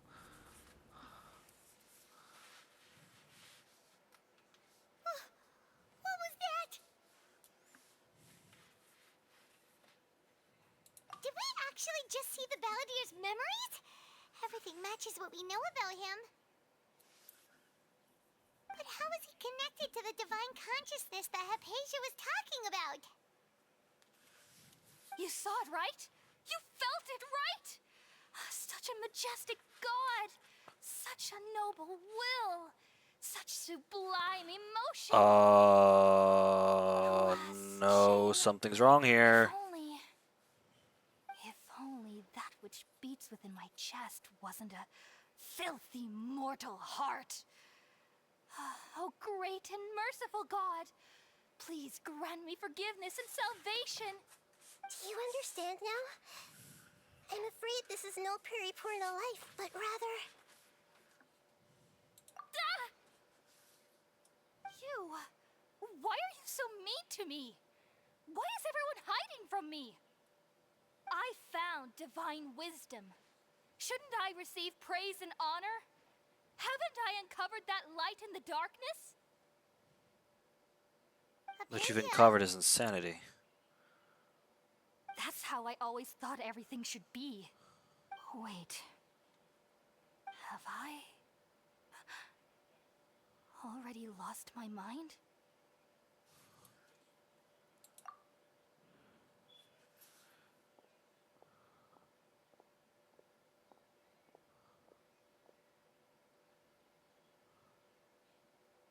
Wait, something isn't right. Nobody's here. Else is here. It's quiet again. Yet another trap. I knew it.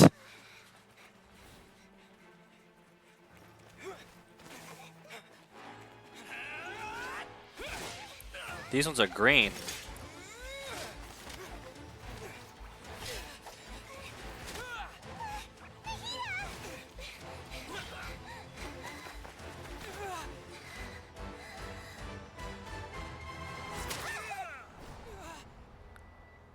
Not Katherine.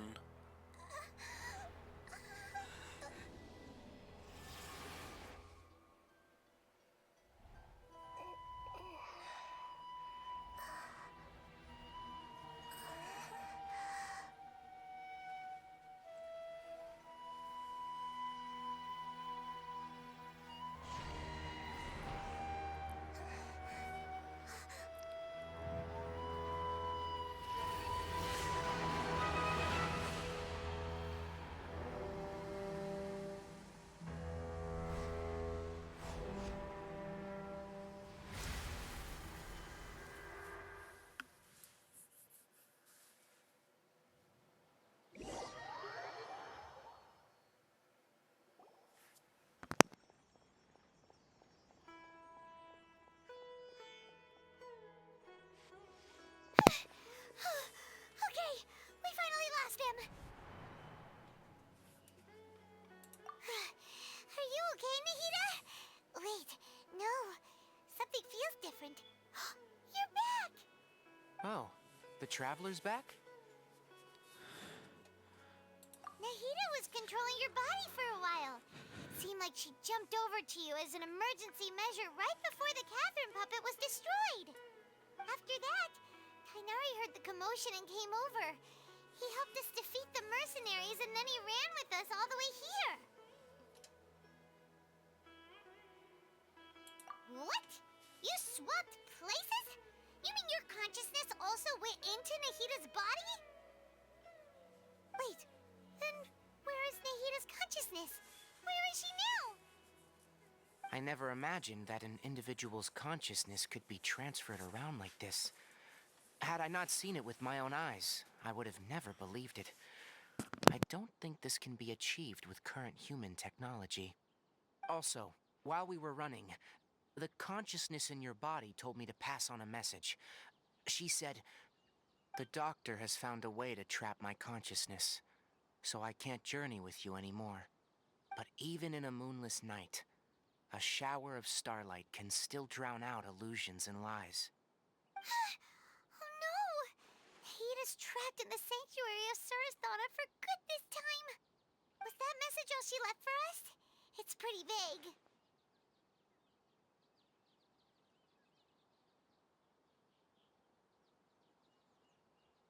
Oh, that makes sense. Since the doctor captured her, she won't be able to say anything without him knowing. She's being extra careful. Even in a moonless night, a shower of starlight can still drown out illusions and lies. Huh. Paimon knows the moon illusions and lies are from the alchemical divination at the Sub-Zero's festival. Didn't Nahida use a starlight analogy before? It had something to do with Sataria.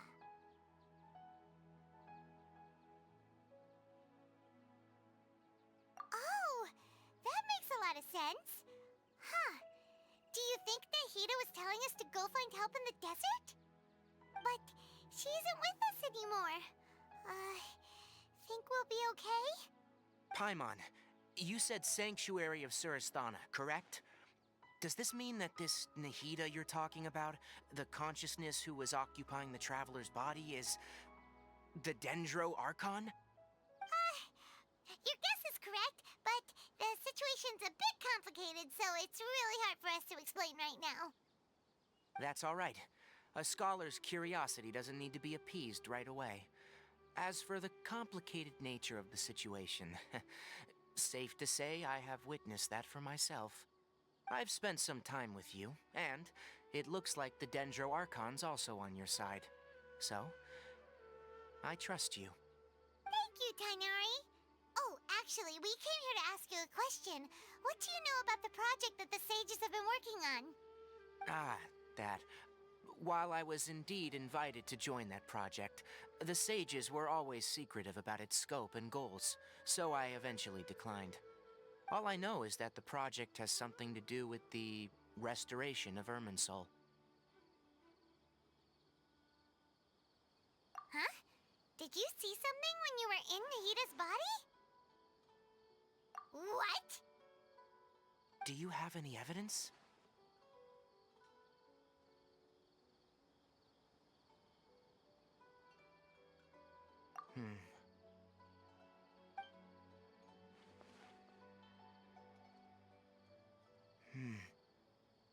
So that's what happened. That explains why Hypatia's symptoms were different from those of the other scholars who went mad. It's because she made contact with the consciousness of a new god who is still in the process of being born. Tainari, did you leave the Avidia Forest because of Hypatia? I did. I noticed Hypatia's mental anomalies, but since her symptoms were rather atypical, I secretly took her to Pardis DI and began searching for a way to return her to her normal self. If I didn't take action, Hypatia would have already been taken by the Matra to the desert, doomed to a life of exile at Aru Village. Now that you mention it, I knew the Academia has never thought particularly highly of Lesser Lord Kusanali, but I still didn't expect them to do something as arrogant as creating a new god. Looks like I made the right decision by not accepting their invitation. The Doctor and the Balladeer. We have 2 Fatui Harbingers in Sumeru. Sounds like we're in for a bad time. From your description, I don't think they've completed their project. There may still be room for us to intervene. But then, what is the connection between creating a new god and restoring Irminsul? Yeah, it feels like we're still nowhere close to figuring out the sage's goals. Right. We've pretty much gone over everything we need to know, so we should head out. How about you, Tainari? What are you going to do? I'll stay here for now. I still want to try a few more things to help Hypatia. If you're planning to go into the desert, start by heading for Caravan Ribat. That'll be your fastest route. Come find me here if there's anything else I can do to help. May the spirit of wisdom go with you. Thanks, Tainari. Hopefully Hypatia will feel better soon. We're off then.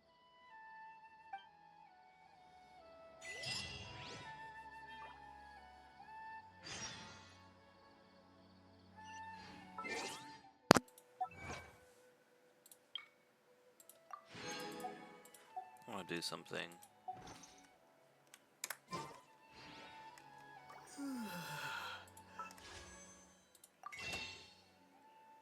I have enough to exchange like one. Okay, that's fine. 96. 74. I'm over what so I in a previous stream, I think it was, of this, Sue had explained to me that I'd probably need like at least 70 to get Zelonen. And until then, while I do have some additional fates, I'm not using them. I want to make absolutely sure I get Zelonen, so I'm trying not to make any wishes. So I'm sorry, guys, if you guys are gonna have to wait, but you guys are gonna have to wait for a long time for me to make any wishes. I feel like attacking these guys just because I know they have a chance of dropping something Tainari needs for leveling up. I almost said evolving.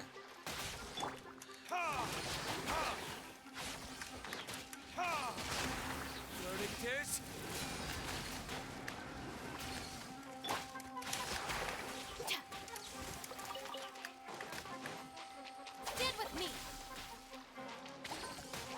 Oh, he's scorched.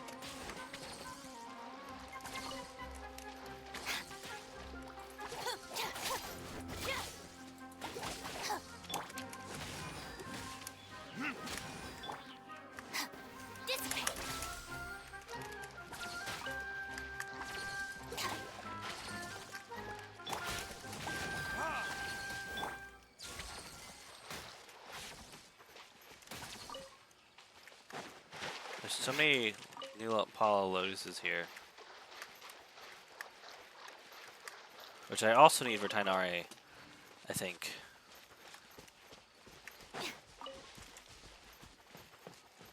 Oh, there's a Selkie.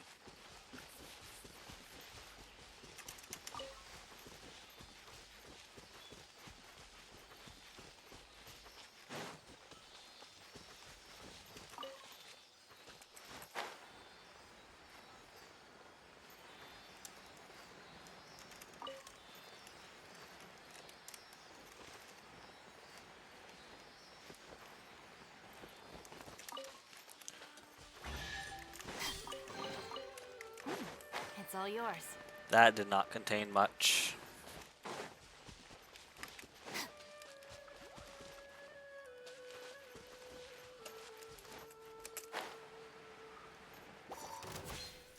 Stand with me.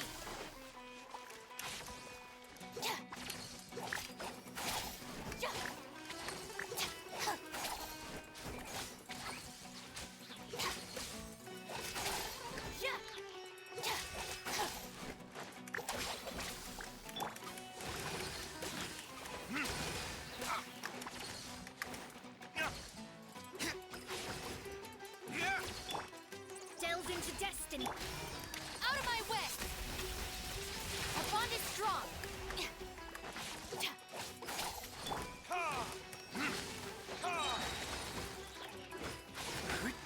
Let me scry.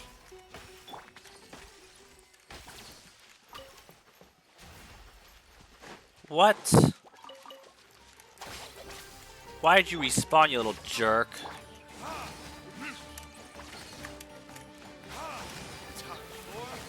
Retribution.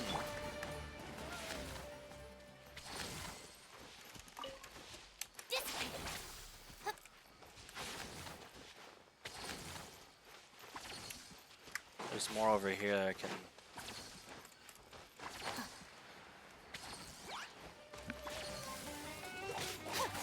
Stand with me.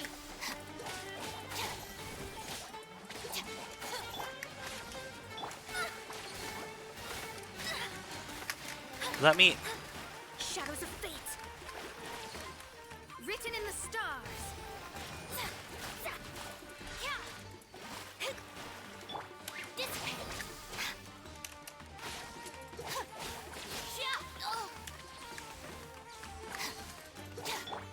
Delve into destiny.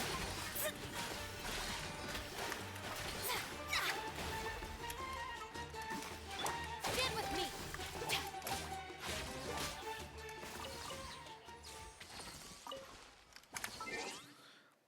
Okay, I need to have Tainari on me. Jeez Louise.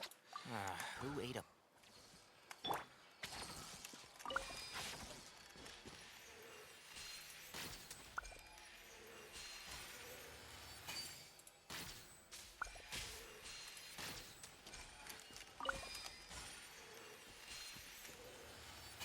What?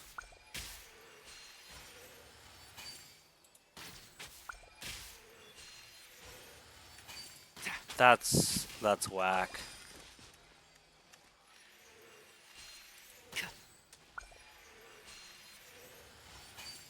What the heck, bro?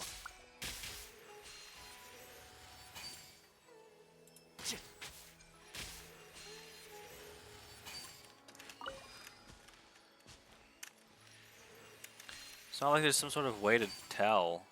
I bet it's not this one, but it's worth a shot. Okay, for crying out loud, where is the supposed thing that's supposed to help me understand which ones?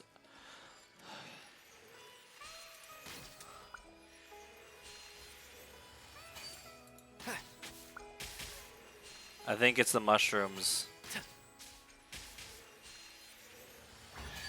It was the mushrooms. I think we can forego the lost and found report.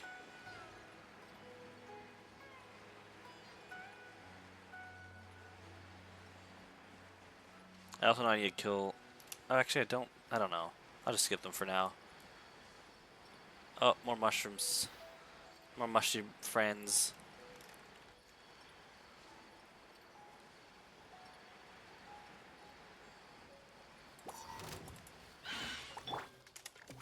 Our bond is strong. Shadows of fate.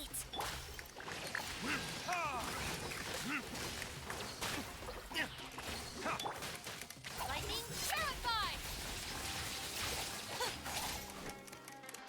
Stand with me. Let me scribe. Ha!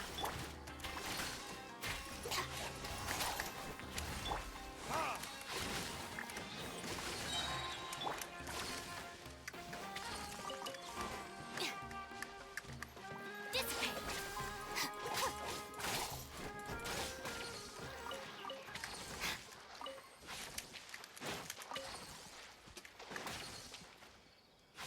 Alright.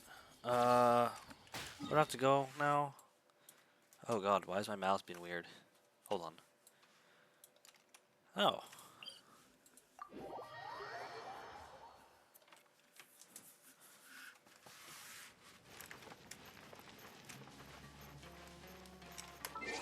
And I know if we're going to the desert, there's probably going to be less of those things, I think. So for now... Just what will we come...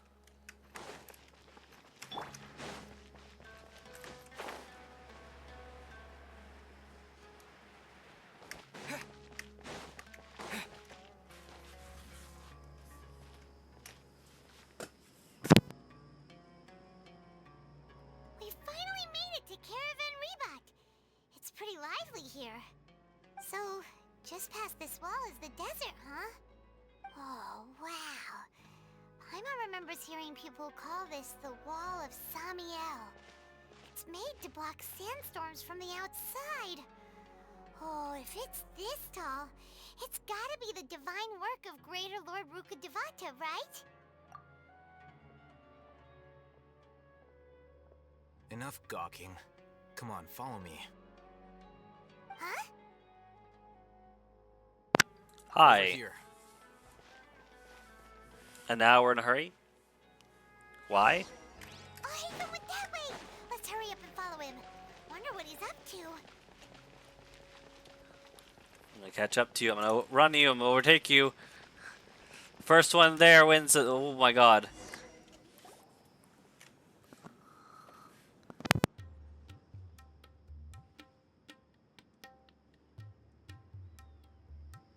What the?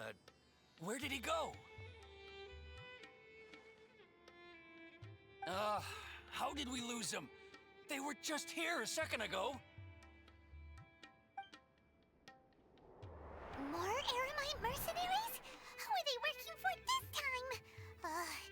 Anyway, Traveler, it seems like we were being followed again. You were too careless. You should have noticed those hopeless amateurs trailing you a long time ago.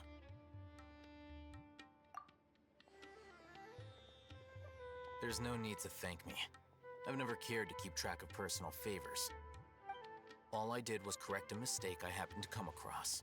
It's a habit I developed at the academia. You really gave Paimon a scare, Alhaitham. We never thought we'd run into you here. Last time we met at Port Ormos, didn't you say you were going back to the Academia? Wait, don't tell Paimon that you're here to take us back on their orders! Oh, so you've already landed yourselves on the Academia's hit list. I can't say that I didn't expect it. However, had I wished to turn you over to the Academia, don't you think you'd already be the Eremites' honored guests by now? Oh, right. You do have a point. I have no interest in running errands for that project. As a scholar, I've always belonged to the camp that promotes researcher autonomy.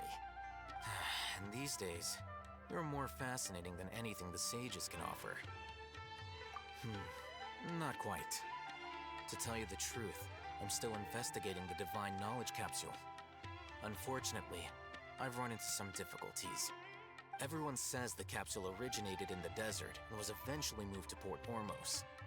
If I am to get to the bottom of this, I must understand how the capsule first came to be. Which brings me back to you, and why you're so interesting. The leader of Ainul Ahmar used the Divine Knowledge Capsule right in front of you, and upon seeing him, your expression became perplexed, and you were lost in thought for quite some time. To have that kind of reaction, I think you must have realized something. Are you interested at all in sharing what you've been hiding from me?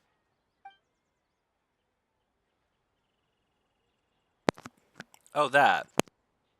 Alhaitham, you really have a ridiculous eye for detail. What kind of person even notices or remembers stuff like that? So that's your answer. Well, I do work for the Academia after all. So considering that, it is indeed wise to keep your cards close to your chest. But that does prove you do have some undisclosed information about the Divine Knowledge Capsule. Am I right? No matter. Rather than simply learning the answers from you, I'd still prefer to investigate on my own. Speaking of, you two are also headed to the desert? That's right! We have the same plan as you! But we don't really have any concrete goals at the moment. Then I'd suggest starting with Aru Village. It's the largest settlement in the desert, so it'll probably have more resources and intel than anywhere else.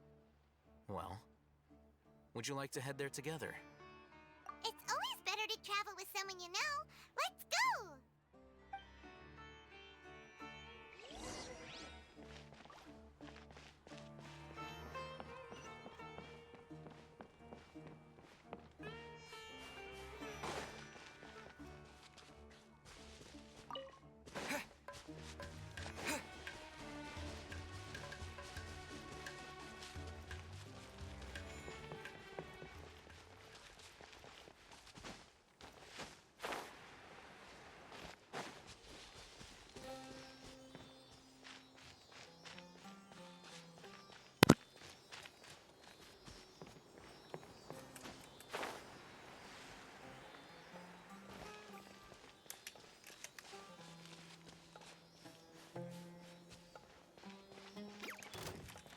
Our bond is strong.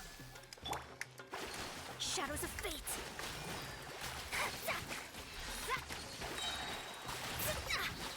Decided by destiny.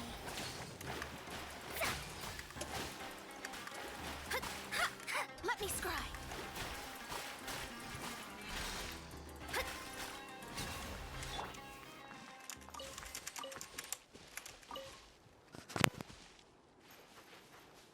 Stand with me.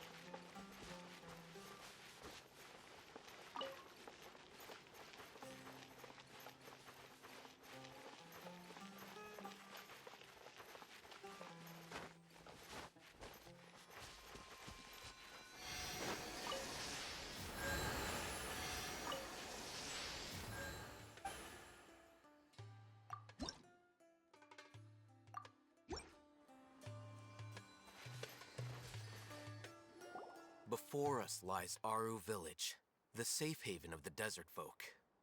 Whoa, this landscape is really something else. What a cool place! Let's go check it out!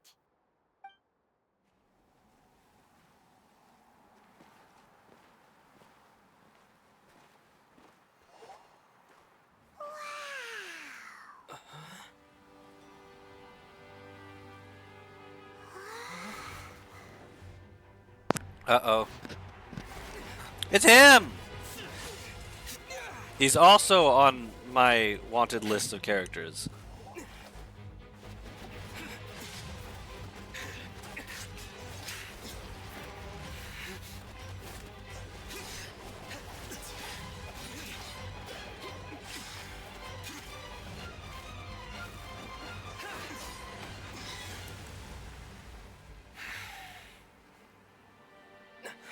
Sino.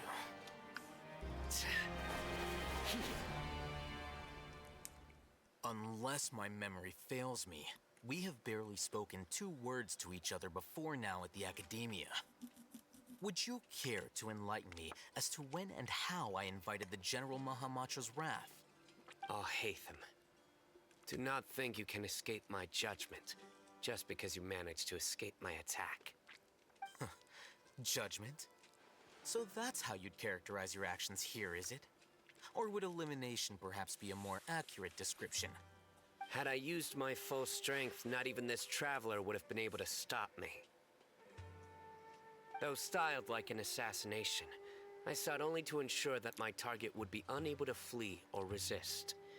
Standard practice for the Matra, as well you know. Seemed to me more like your own personal touch. Who is that, Alhaitham? Did you call him General Mahamatra? Yes. General Mahamatra Sino, head of all the Matra at the Academia. He's a formidable hunter, and the ultimate nightmare for any who have committed academic crimes. You seem to have placed a lot of trust in Alhaitham, to the point of blocking an attack for him. If I were you, I'd never choose to side with him. I wouldn't believe a single word that comes out of his mouth. I have been pursuing this scribe for a long time.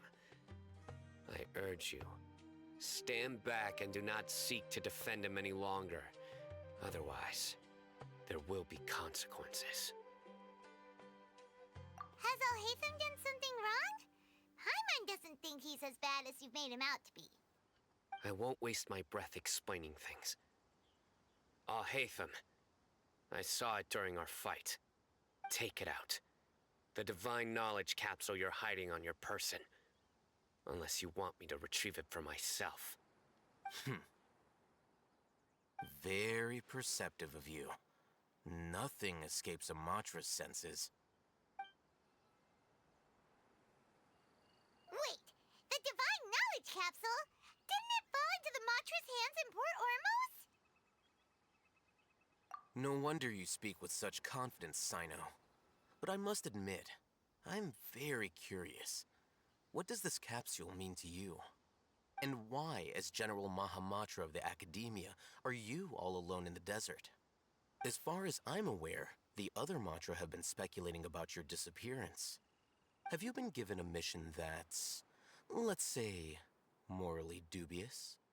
If I was the real target of your mission, what was stopping you from simply using your authority and resources to judge me within the walls of the Academia? I should have known you'd be difficult to deal with. You two? Ugh! What you would do, Traveler? Paimon feels like we can't trust either of them. Ahem. Well, look at you two, acting all tough and self-righteous over there. Wait, Dia?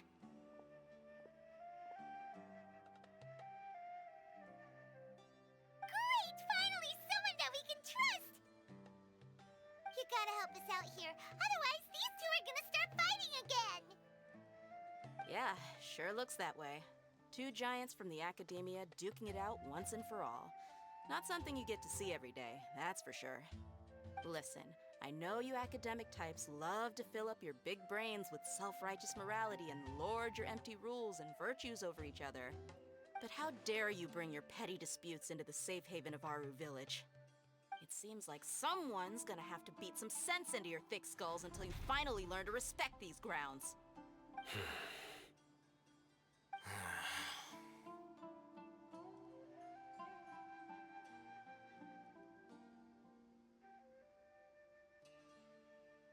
Hey, did either of you hear a word I just said?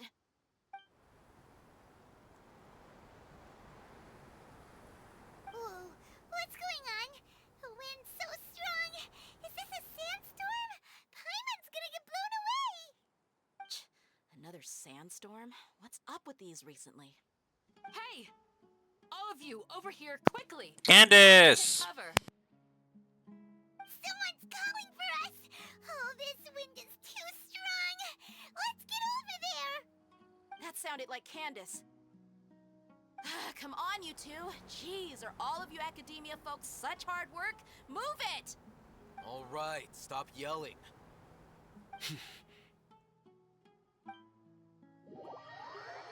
Candace. I need to level her up. I don't care if people say she sucks. I like her.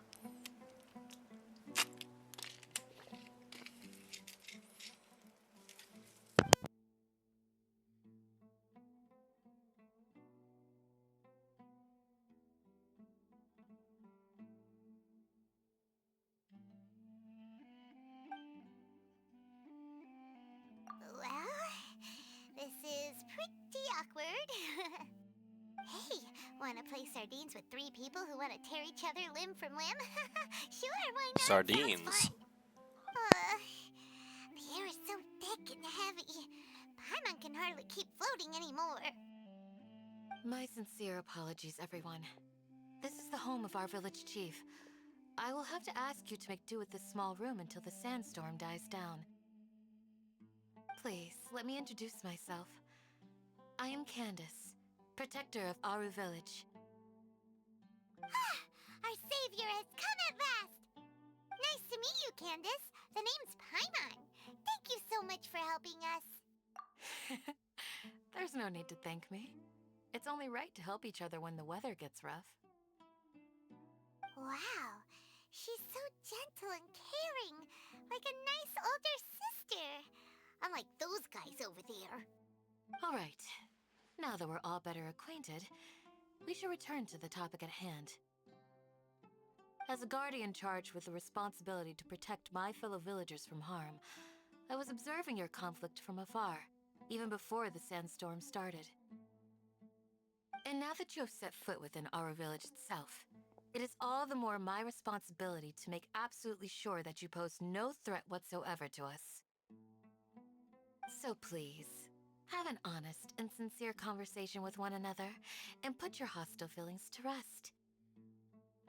If anyone dares to start anything again while they are under this roof, I will not hesitate to send them out for some quality time with the creatures of the sandstorm. Oh, on second thought, Paimon may have misjudged Candace's character. And that goes for you too, Miss Dia. Do I make myself clear? All right, we got it, Candace. That's what I like to hear. So, which of you will begin? I was supposed to be a mediator, but I might have gotten a little too involved just now. Anyway, one of those two should probably start talking. Wait, that was you trying to be a mediator? I have nothing to hide, so there's no shame in explaining myself. While all Hatham wasn't wrong about the other Matra not knowing my whereabouts, it's not because I've been assigned a morally dubious mission. Rather, I've chosen to exile myself. Huh? Exile yourself? A little while ago, I discovered that there was data missing in the Academia's project planning and development files. What little they did report clearly did not match the project's actual progress. As General Mahamatra, I had the responsibility and authority to request an audit. However, to my surprise, the person responsible for the erroneous data was none other than Grand Sage Azar himself. I tried to investigate the issue myself before submitting a formal audit request, but I soon found that all leads and potential pieces of incriminating evidence were carefully concealed from me. I began to realize that they were cautious of me from the very beginning. Unsurprisingly, the Grand Sage rejected my audit request as soon as the submission reached his desk. He even said to me, "The power of the General Mahamatra is granted by the sages. You have no right to judge us." So they really are up to no good. I realized then that to the Grand Sage, the Matra are nothing more than tools for the sages to assert and maintain their control over knowledge. The vows that we took, the principles that we strive to uphold, they are meaningless to the academia of today. I believed it would be wise to flee the academia before the sages had a chance to take action against me. This way, they can no longer see nor predict my actions. I will never give up on this investigation. There's no need for someone else to give me power or authority. Once I find the truth, I will administer judgment by my own name. Sino seems to have the same goal as us. We're all investigating the sages. Plus, now that he's no longer the General Mahamatra, he somehow feels a lot less scary. Well, Sino, if that's your story, then why did you see Alhaitham as a target? When I was investigating the matter in the academia, I overheard a conversation between Alhaitham and a sage. The sages asked you to investigate a blonde-haired traveler. Do you dispute this, Alhaitham? What? Knew it. Like many parts of the project, this assignment was undocumented. Now throw in your suspicious behavior with the Divine Knowledge Capsule, and I think we deserve an explanation. I knew he was with them. Yes, I was indeed tasked with investigating the Traveler. Alhaitham? I knew it. After I all, knew it from the beginning. The promised reward was so great that hardly any scholar could have refused. The sage told me, once you've completed this assignment, I can give you a glimpse of divine knowledge. A most enticing offer. Unfortunately, those academics don't know me at all. Their words contained one key piece of information, namely that divine knowledge indeed exists. That gave me all I needed to know. From my perspective, the sages are far from trustworthy. Think about it. Isn't it a little strange they're so willing to share divine knowledge with anyone, even as a reward? So, That is true. I began my own investigation following the lead of the Divine Knowledge Capsule. In the end, I realized my wisdom in committing to this rather than collaborating with the sages. Had I been less guarded, I probably would have ended up like that Ain al-Ahmar mercenary, incapable of remaining sane for long enough to hold a conversation. You mean that the sages originally planned to dispose of you, using one of those capsules that drive people insane?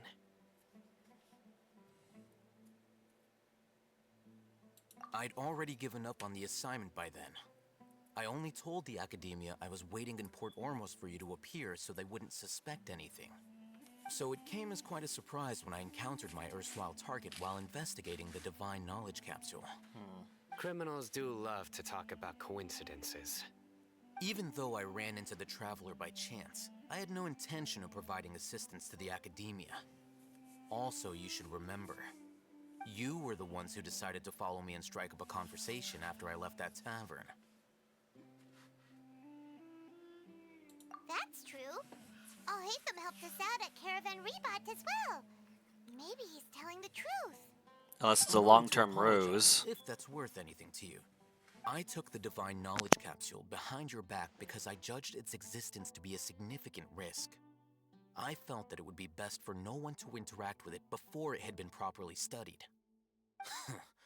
After all, curiosity often proves to be the most dangerous thing in this land. You should be well aware, Scribe Al-Haytham, that curiosity can also lead you to danger and suspicion. Answer me this. Did the sages share any information about their project with you? Have I not made myself clear? You and I are both distrusted by the academia.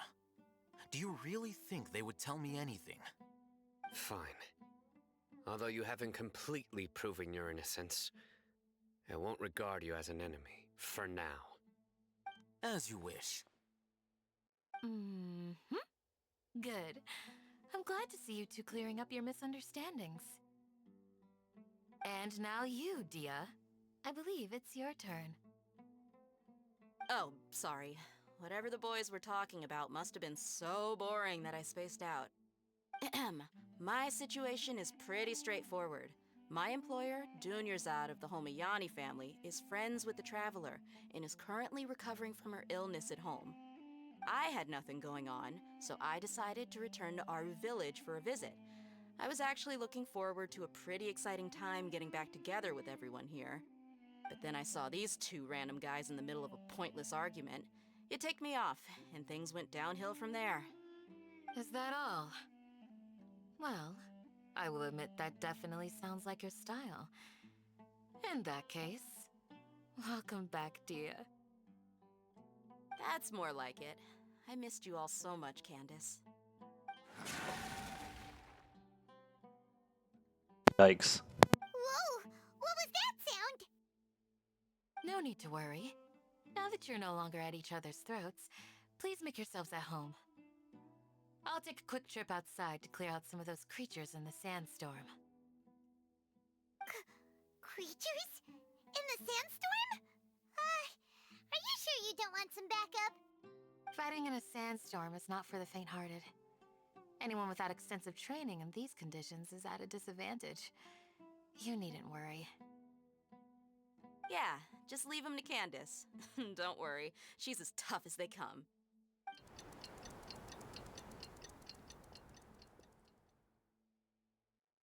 The winds died down. That means the sandstorm's over, right? Candace still isn't back yet, though. Is she alright? Maybe we should go out and check on her. When you put it that way, even I'm starting to feel a little worried. All right, let's go. We've been here long enough, and the boys are as chatty as the floor.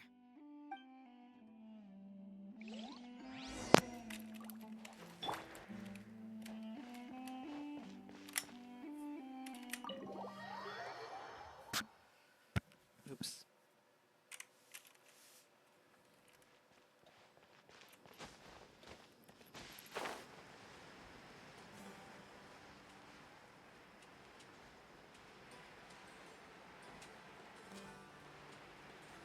Oh, these things. Oh, Candace, you're still fighting? You've been out here dealing with these creatures the entire time? Yes. They just keep coming in waves. I've lost count of how many I've defeated. Before I realized it, even the sandstorm had stopped. Ah! Here comes another wave! Leave this round to us. I got interrupted earlier, but now I have something to take my anger out on. It's been quite a while since I've seen the Flame Mane in action. I'll leave these to you then.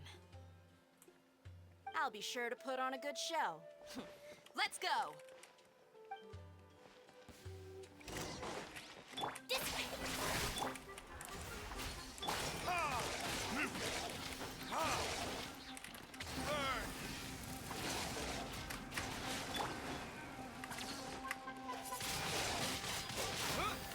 Disappear!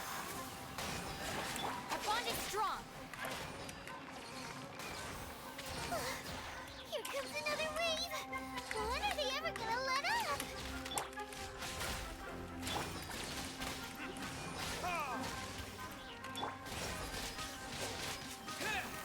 This way! I'll settle this! Delve into destiny.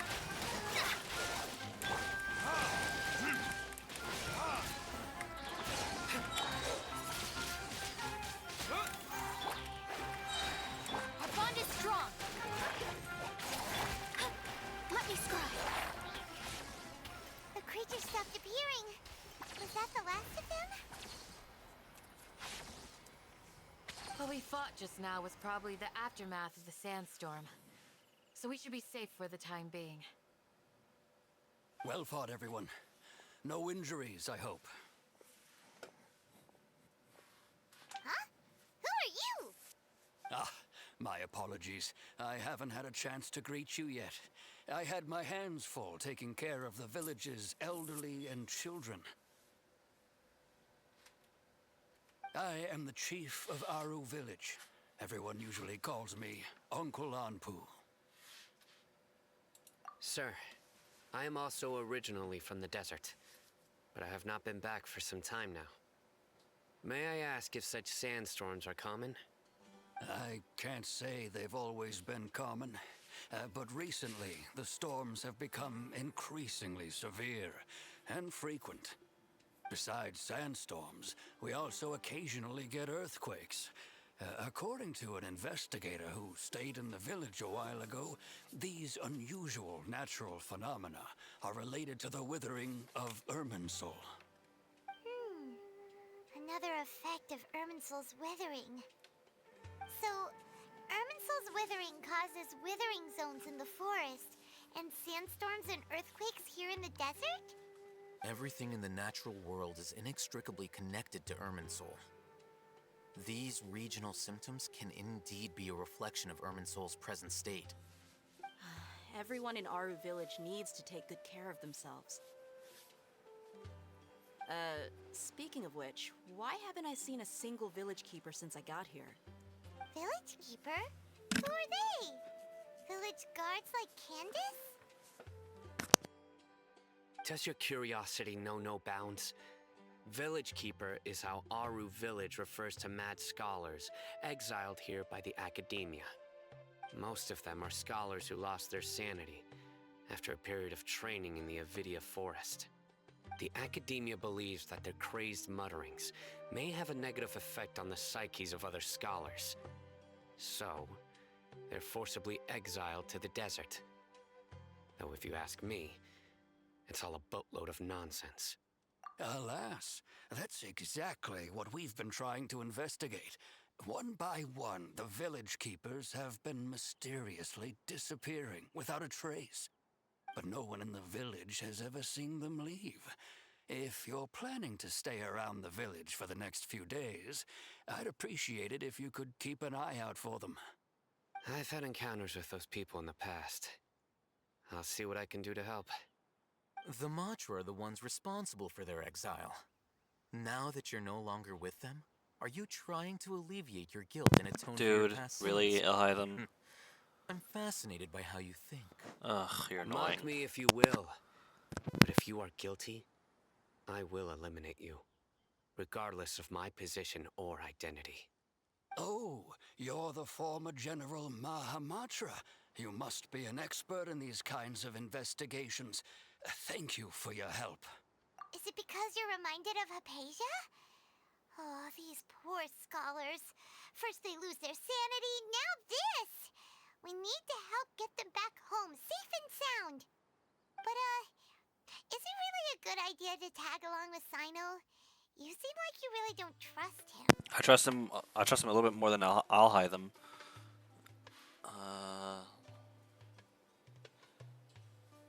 I'll be grateful for the assistance. No doubt you will do a better job than some of my former subordinates. Then again, I'm biased, kinda. Let's start by finding a spot to share what we know so far.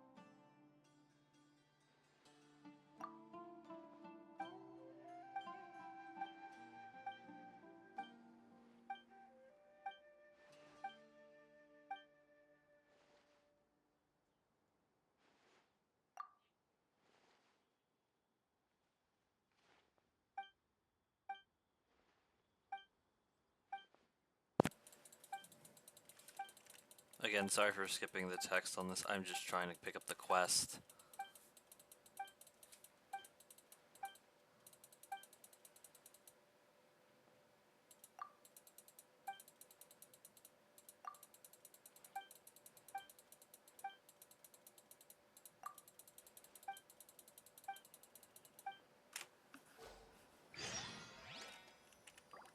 Oh. I guess maybe I could do this right now. Let's go gather some...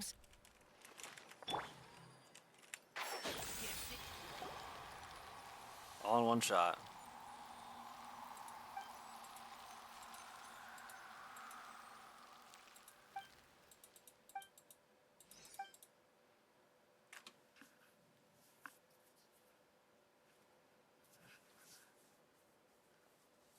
Oh.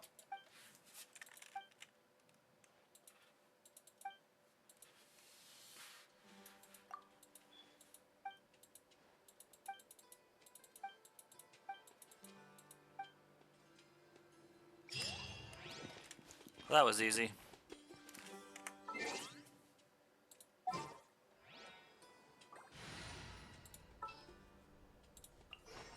There's still a long...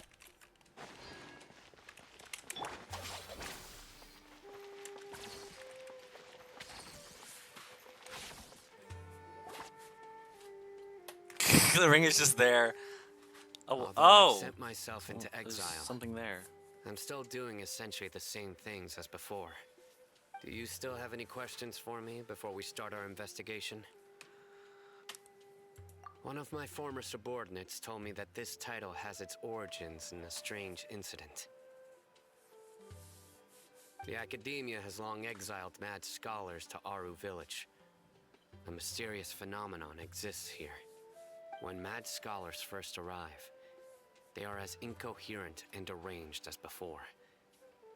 But after spending some time here, they invariably begin to calm down. Initially, the people of Aru Village greatly resented having to take in the mad scholars. But a strange incident one night changed that. Aru Village was struck by the strongest earthquake in living memory. Seeing buildings on the verge of collapse all around him, the then chief of the village was preparing to take everyone to safety. Suddenly, he noticed a mad scholar crouching in a corner, caressing the ground with his hands.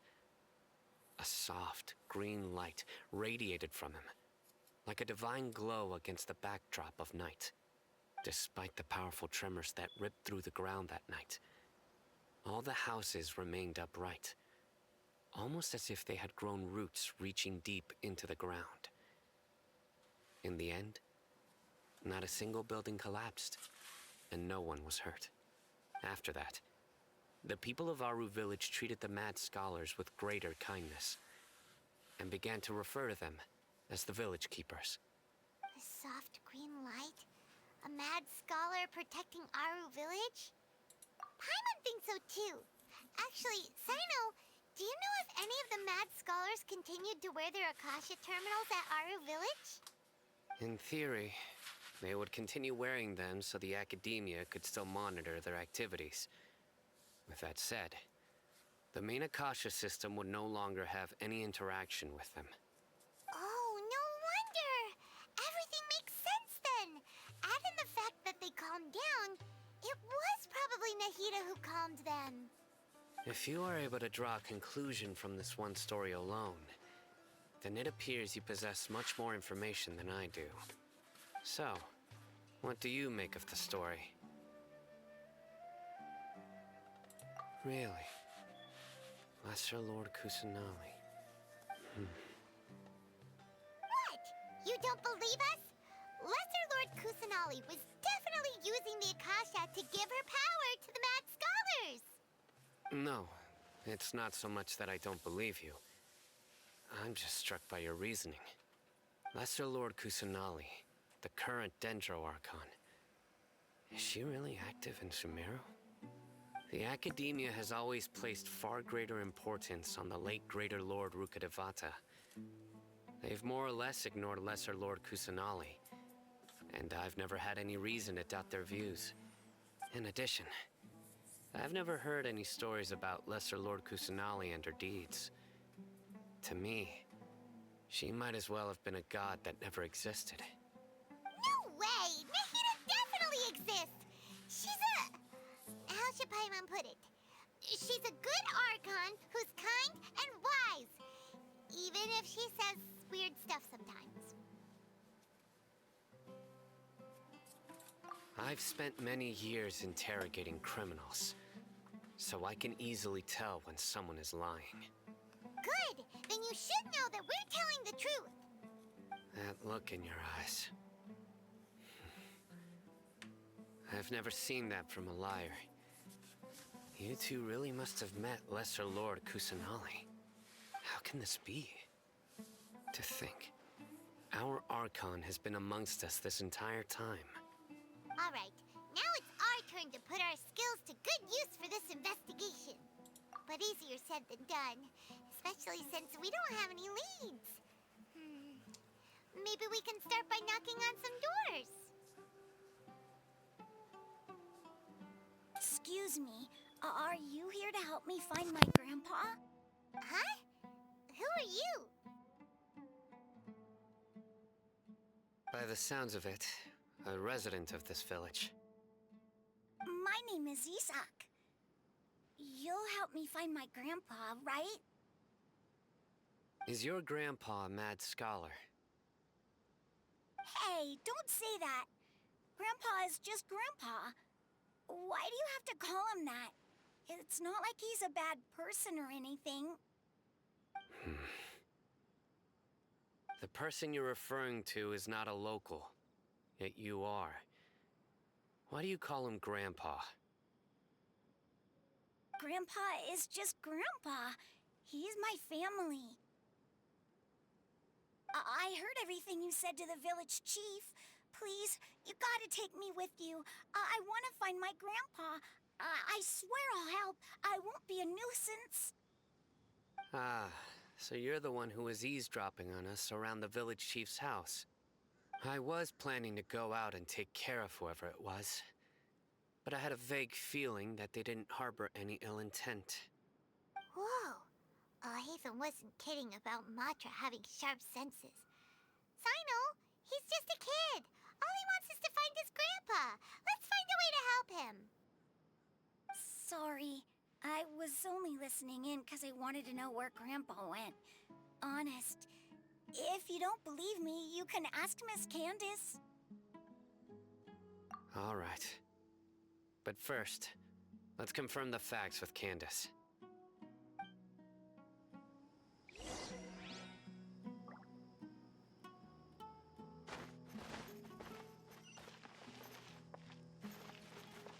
Stand with me!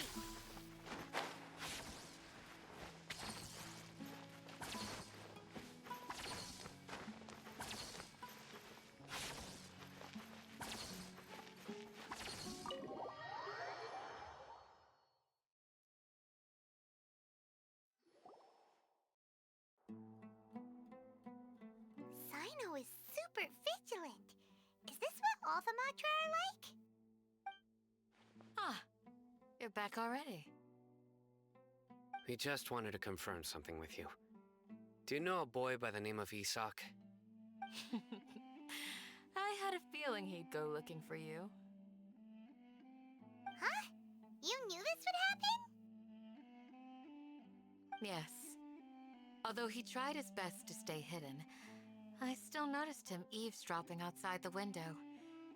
He really wants to get his grandfather back.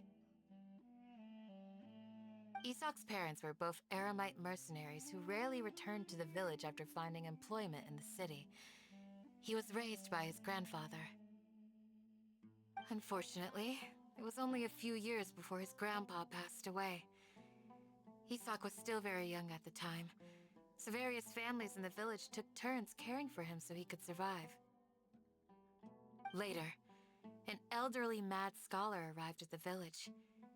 Isak thought the scholar bore a striking resemblance to his grandfather, and thus often spied on the man.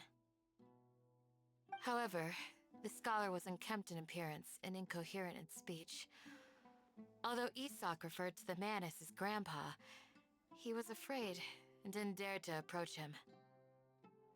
One summer night, the oft mumbling and bumbling grandpa suddenly calmed down and seemed to become more lucid.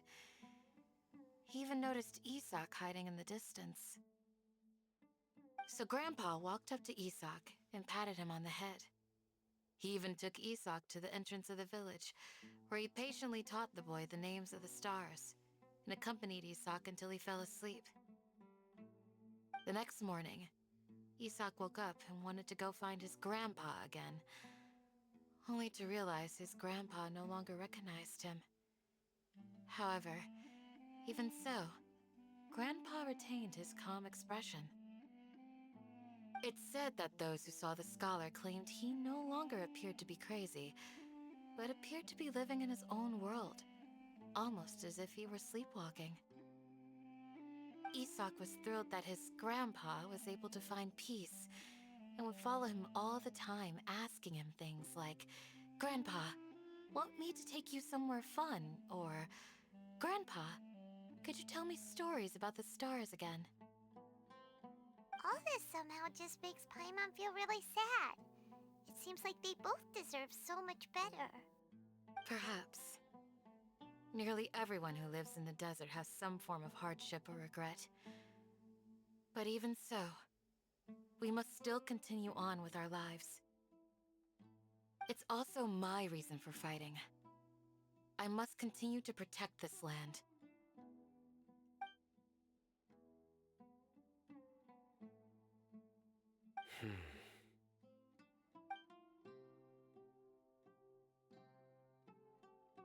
Maybe the people have always had a considerate god watching over them.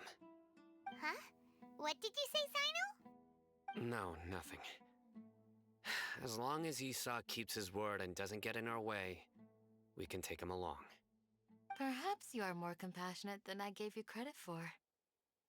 Please accept my thanks on Isak's behalf, Sino.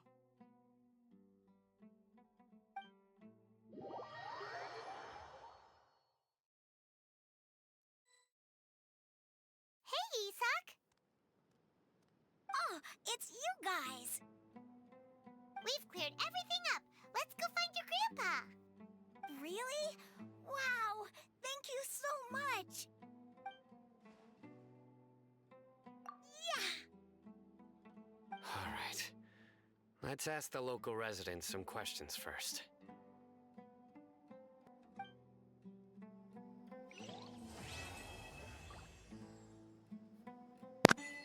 Huh.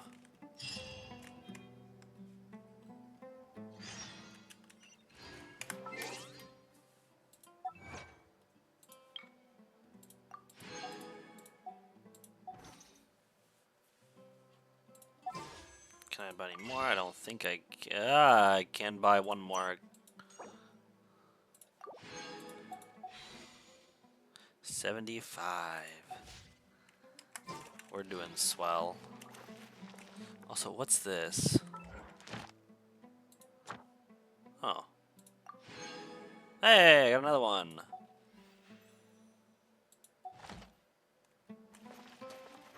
Now, what is this? I have a little bit over an hour, and I'm deciding whether I want to continue with the story, or if I just want to do some stuff just for the sake of doing stuff.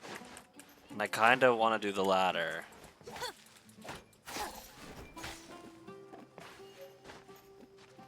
Oh, that's new.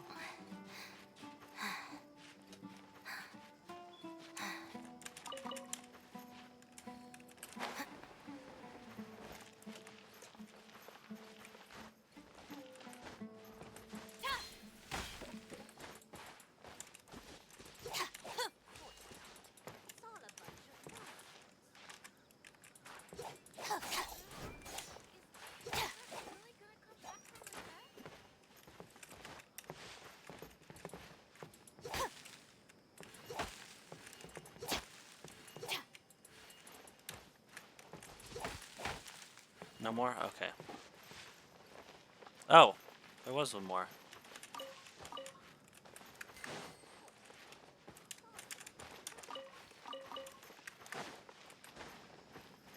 But I do want to do stuff with the teapot thing.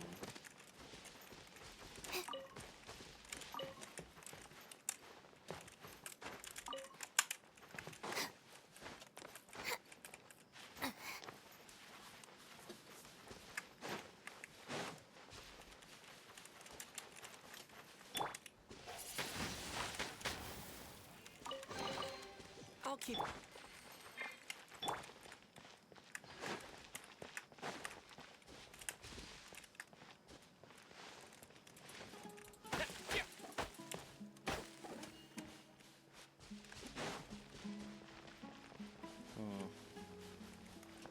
Yeah, let me do that.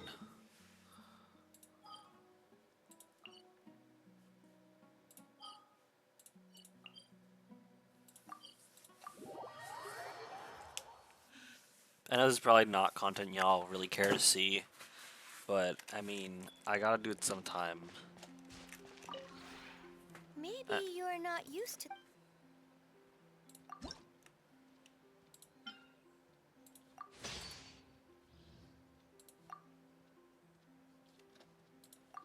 So 2 tables, so I'll need approximately 8.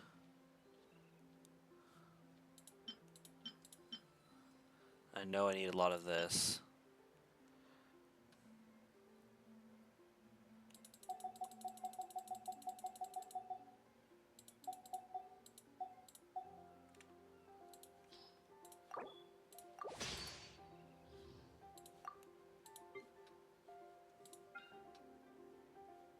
Now I need to find the chairs.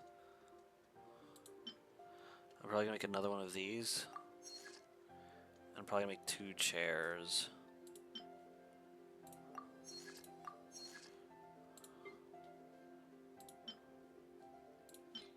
I'll probably get... It's 16 each, so...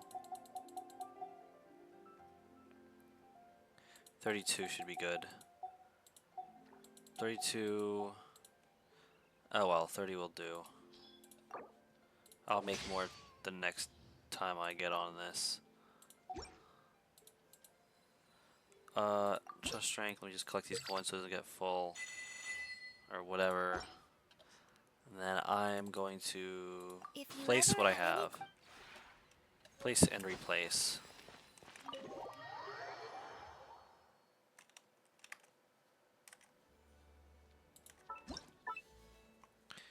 Okay. Another kit. Have you coming from the other direction.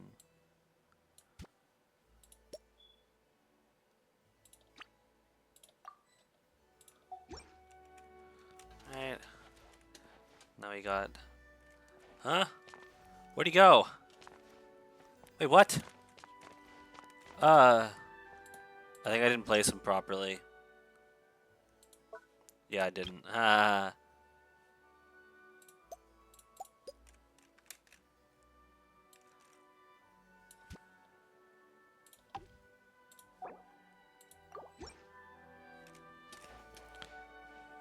There you. Oh, he's coming straight up for me. Okay, dining room. We gotta fix this because this looks.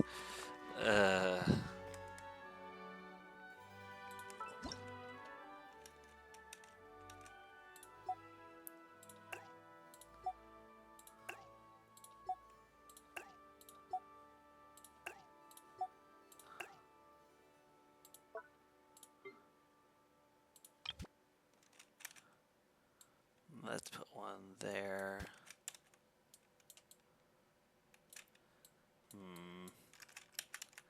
I kind of want to align a certain way. I guess there's safe. And I have another one to put. Oh, hey! That works too. Alright, ornaments. I'll put this one right in the center there. We don't have any chair. Well, I guess we could put the other chairs for now. We'll put them.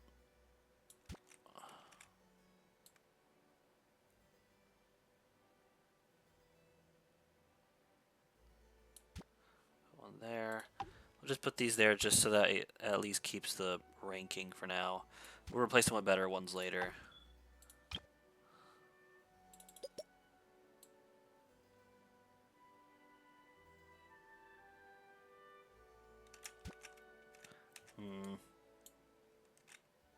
That's weird.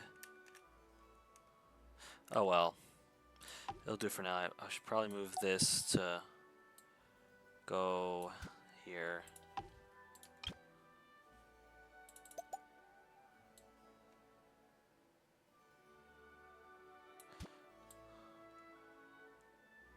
No, they're not evenly spaced.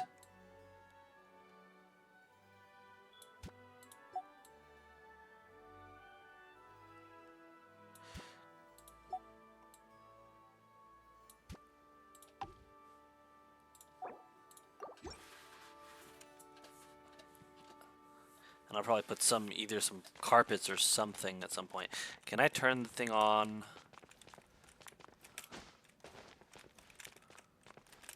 Can I not turn it on? Is it just there just to look weird? I can't turn it on. It looks really bad like that. I thought it'd be lit up. Maybe I made a mistake. I'll find a different light source probably that works. Now I gotta see if the trust drink went up or not. If it went up, if it stayed, if it went down. Maybe you're... I think it probably stayed. I get the feeling. No, it went up. Okay. If Nope. you ever have... All right.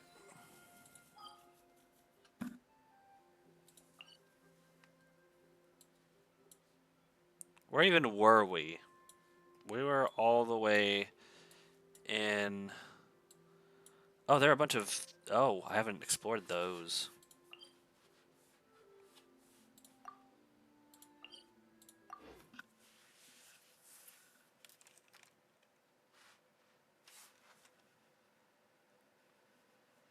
Let's explore them for the sake of exploring them.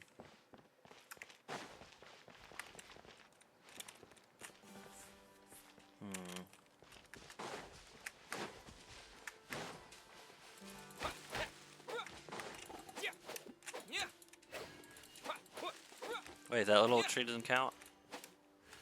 Does this tree have any fruits on it by chance? No.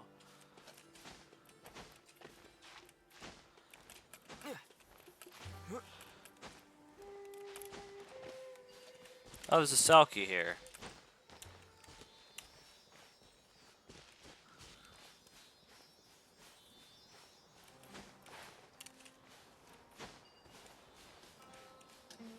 Where did... Oh, it's up there. Oh, I could just...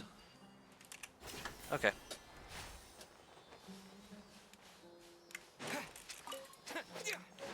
Aw, I can't grab them all. Eel meat? Eels in the sand?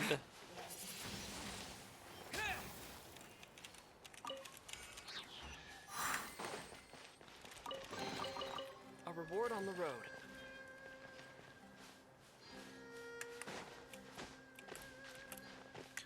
Wonder what's with the weird lighting changes.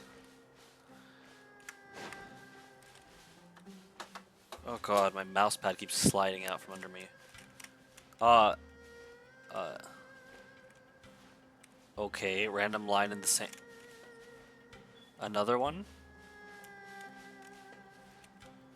Weird.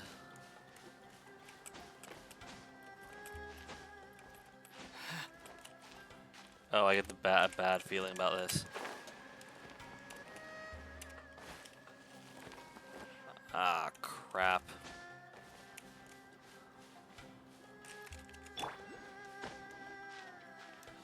Can my mouse pad please stop moving? Please and thank you.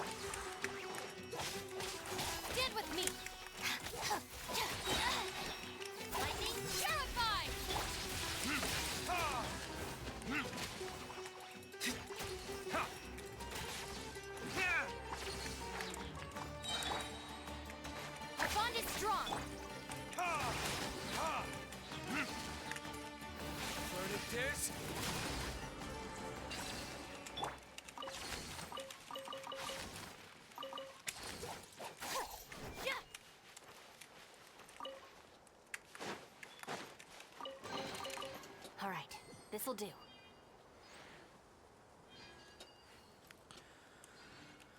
It's probably up there somewhere.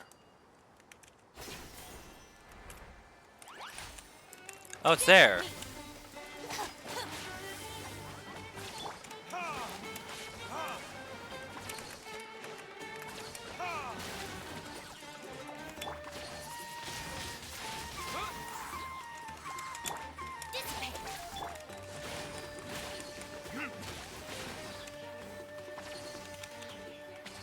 Really?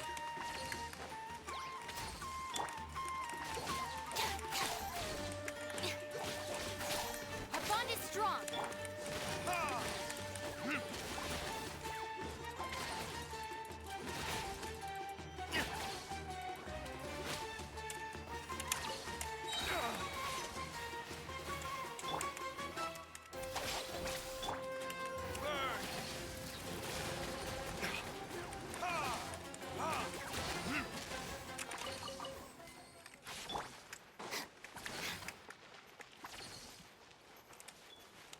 Stand with me.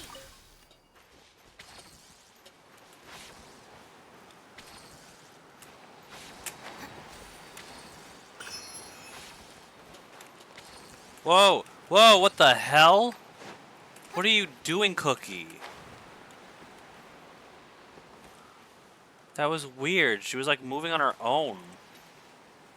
What's down there now? I'm curious.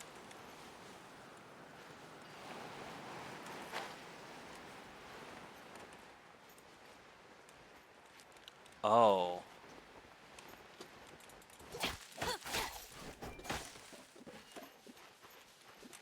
Well, now I can't get up there. Oh, wait, I can maybe.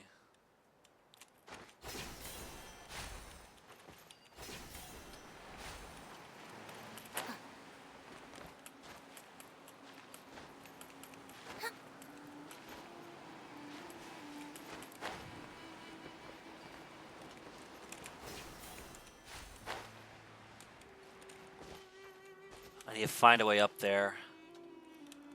And I know it's not going to be easy.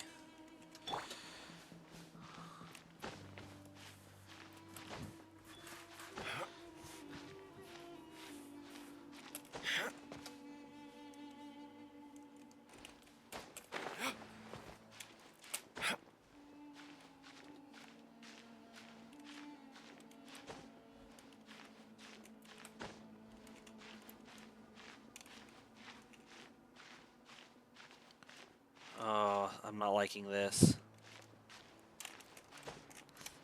Shoot. Dang it. These stupid... Ugh, I bet that's the only way I can get up there. If I can only reach it in time is the thing.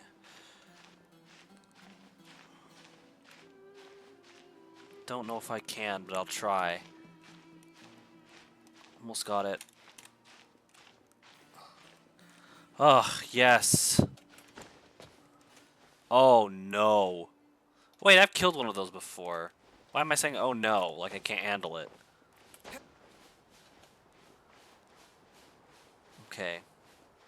Not that I'm gonna go fight one right now, I'm not really in the mood. Oh, but there's these guys, these I do need to fight. Our bond is strong. Written in the stars.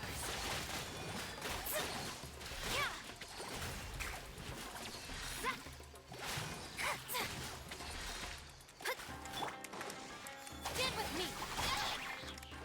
Shadows of fate.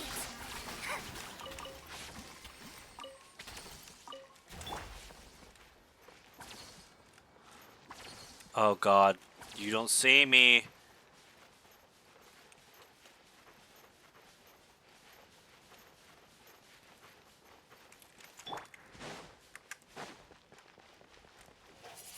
Windblade! Dissipate.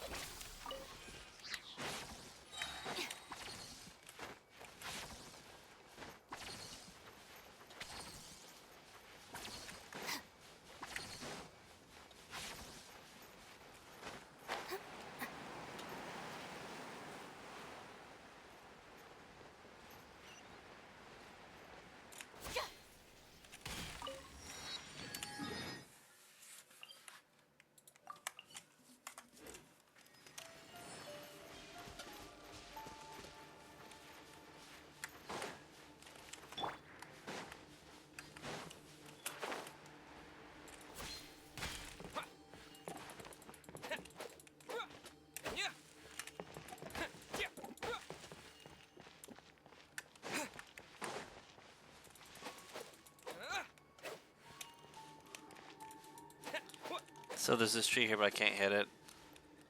But the other ones look just as big. Why couldn't I hit? Why could I hit those? Oh well. Alrighty. Here we are. Wait, what if there's a... Oh, shit. Well, too late for that, I guess.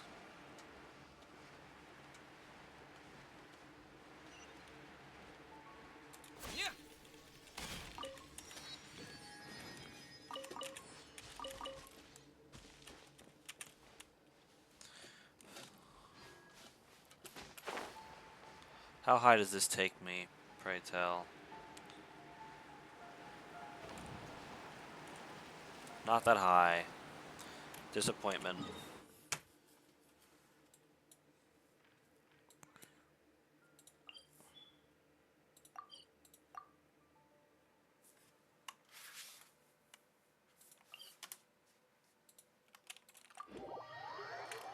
We'll go from here, it's closer, I think.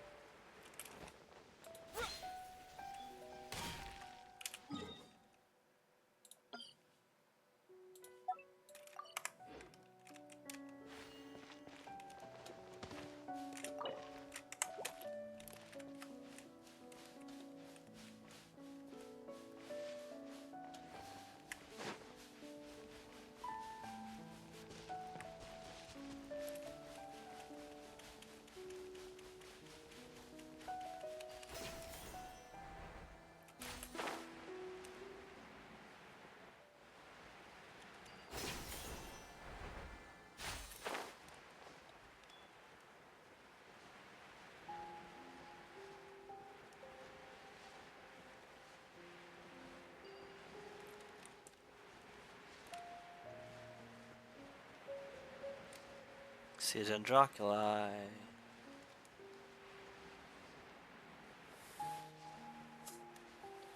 Hmm.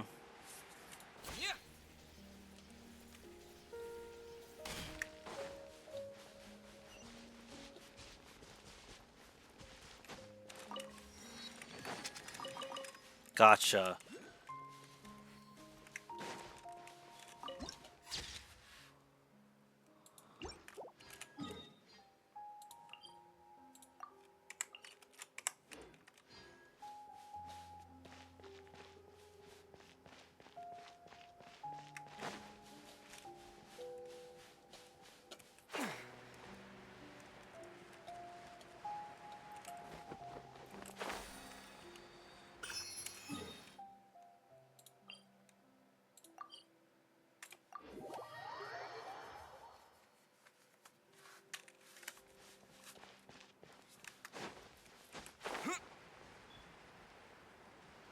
I'll let those guys keep fighting.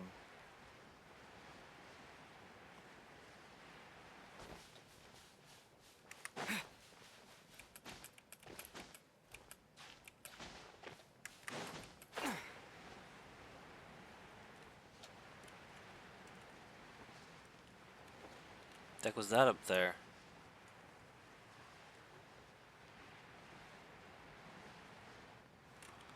Oh, don't tell me it's up there, isn't it?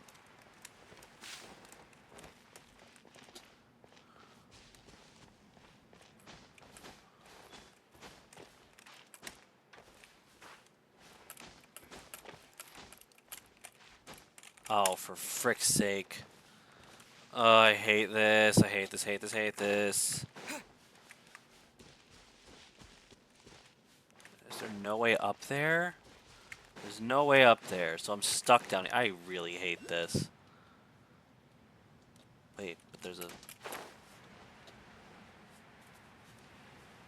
And I'm betting it's somewhere up there. Somewhere where I cannot reach.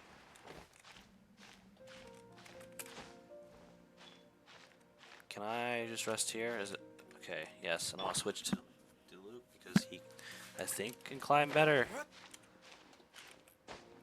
It's so dark.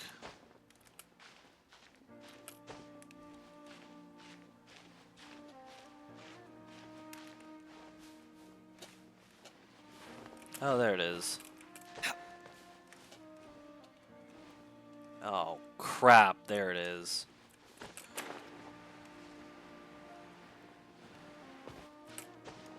Okay.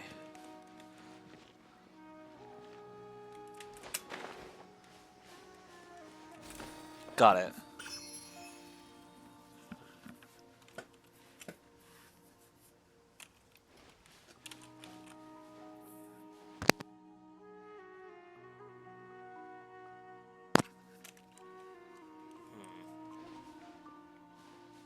Well, I doubt I can make it all the way back up there. But I wonder something.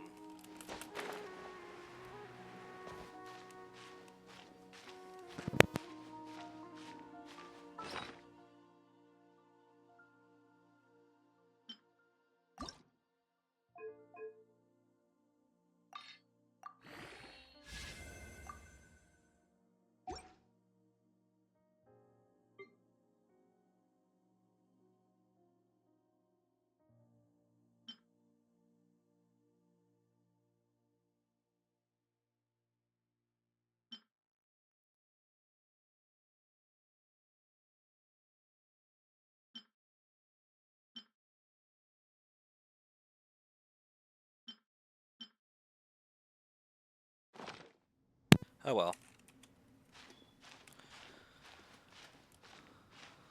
I wish there's a way you can make climbing speed faster. There probably is. Well, I hope there is. Oh god, not another sandstorm. Let's see if you can climb this, Luke. Survey says yes.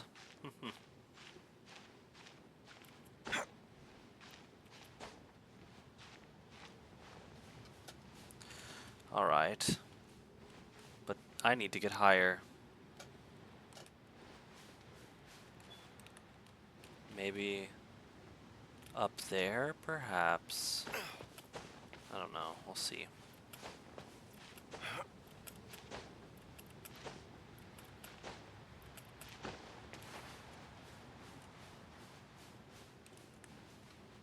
Yeah, I need to get up there somehow.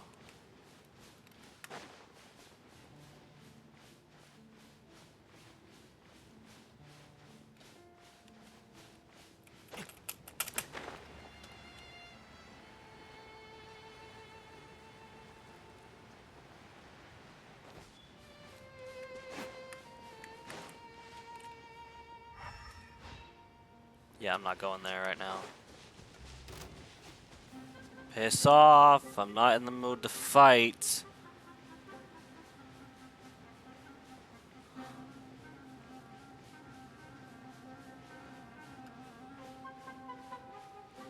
I just want to grab this and go.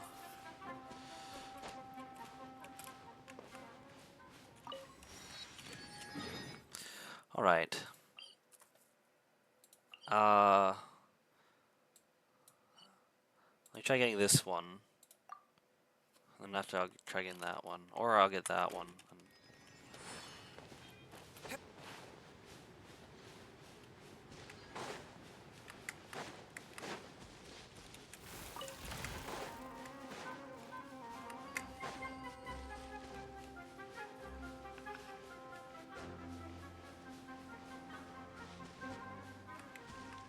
Is it a Selkie?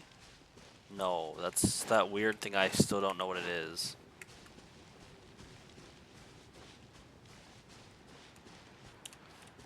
not gonna deal with those until I. Mmm.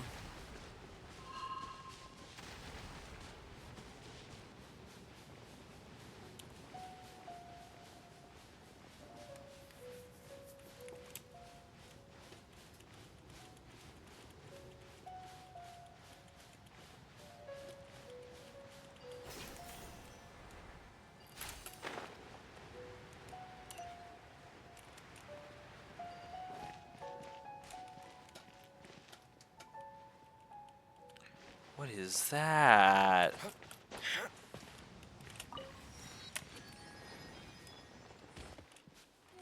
Nope. Oh, guide. Jin Shrine. Those who lived in this land in times of distant legend would set up small, ancient, mysterious existences around these glowing branches. Perhaps only the Jin still understand the purpose of such sites.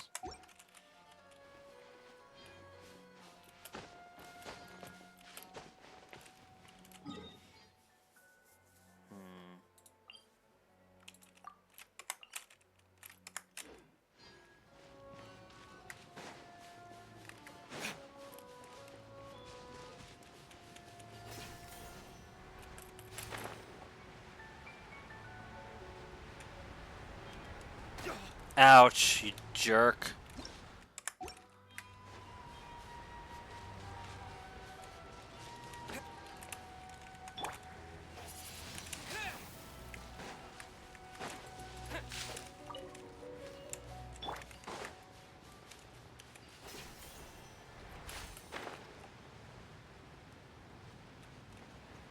I don't like the Selkie is so close to an enemy. I knew it. I should have known.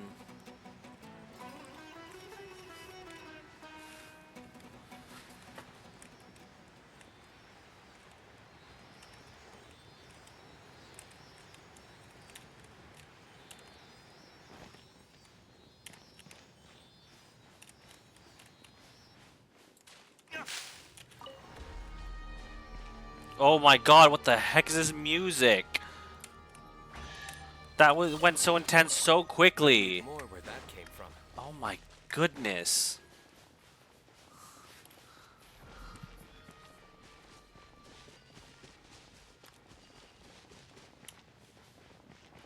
I guess I could try to slay this thing. Our bond is strong.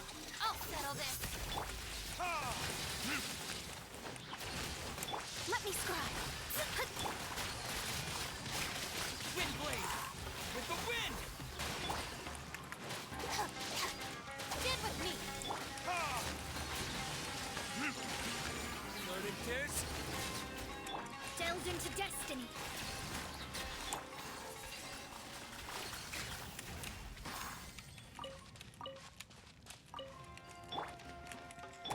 Dissipate.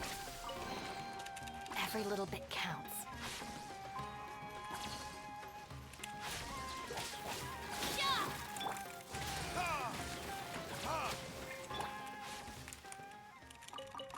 Our bond is strong.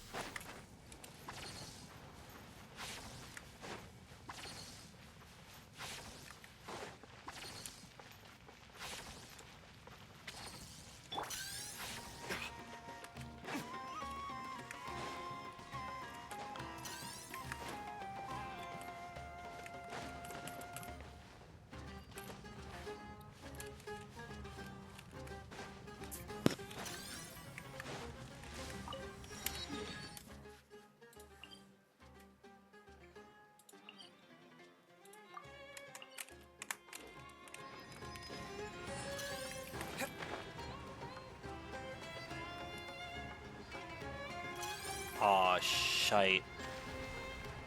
Oh, why is there so much trying to kill me? I get it's a desert, but come on. Huh? Oh. I gotta find that thing.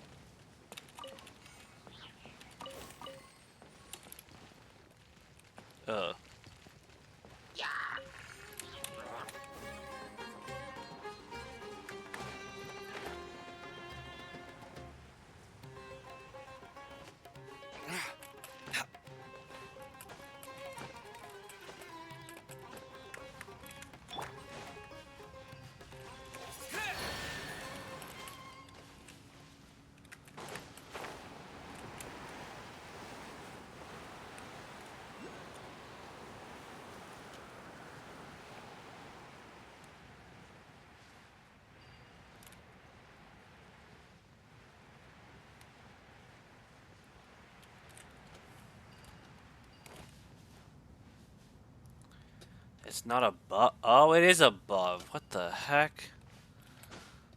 Okay, so how do I get up there? Someone explain, please. Because I don't understand.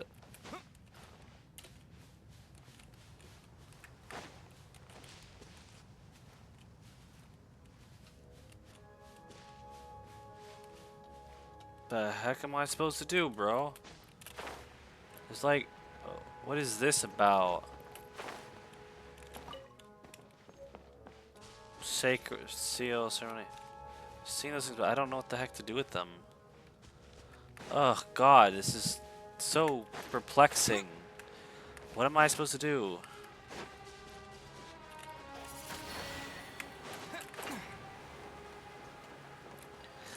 Aha! That's what I'm supposed to do. Oh, for crying out! Oh. We're doing this?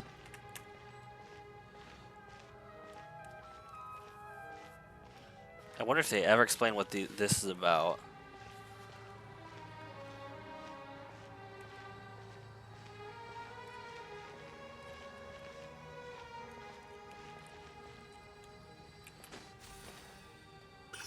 Cool.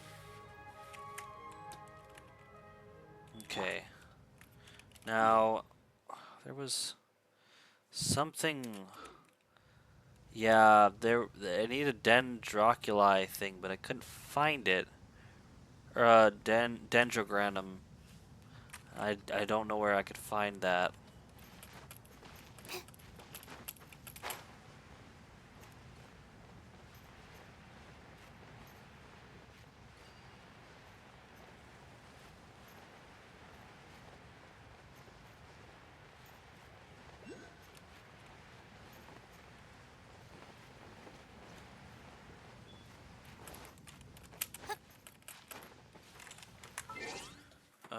Party setup.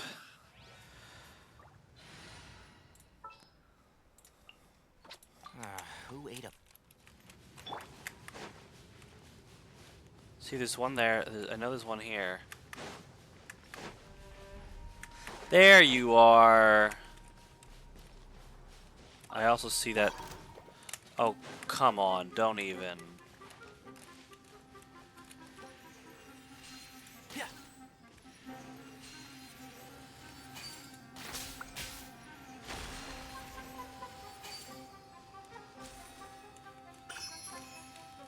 I wonder if I can snipe it all the way from over here.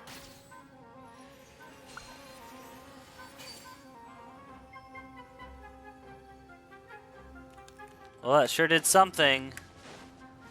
That's for certain. Run!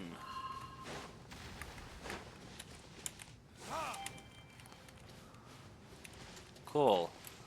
Another torch lit. Don't know where the other two are because there's usually 4. God, there's so many things here.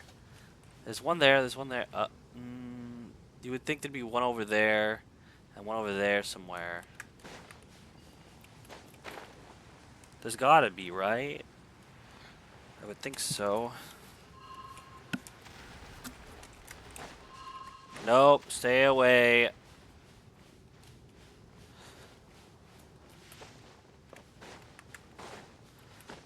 Yeah, there's not one anywhere nearby here.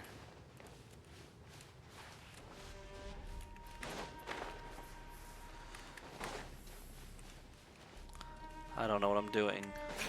Let me go see what the Selkie wants of me. There's another one over there. Goodness.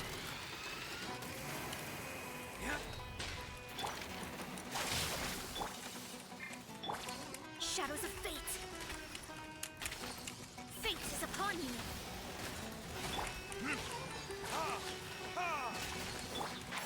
I'll uproot you! Stand with me. Delve into death. Time for retribution! Enshroud! Lightning terrified. This way. Shadows of fate.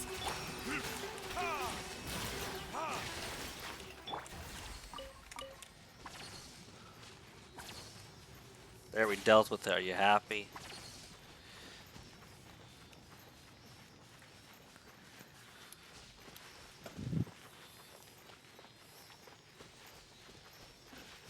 Uh-oh. Don't tell me that's one of those Selkies that like goes and changes the rocks. I think it is. Oh yeah, it is. Ew. Gross. And I bet, yeah, it's not gonna act. It's not gonna activate anything because, and that is a thingy majigger.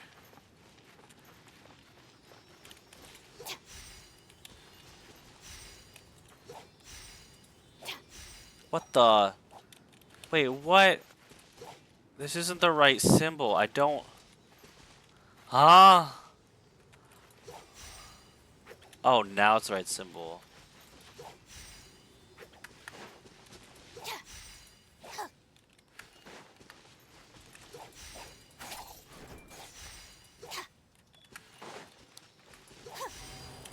Ha!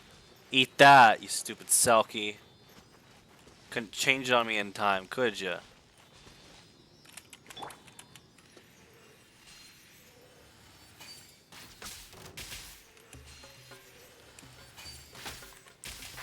Can't see. I hear it. Dude, really? Mid-combat, bro?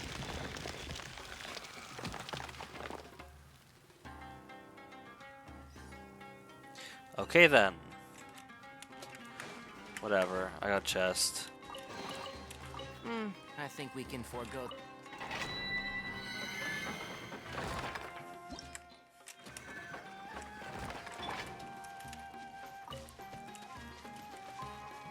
There's a Selkie over there. Now I'm just running around doing stupid.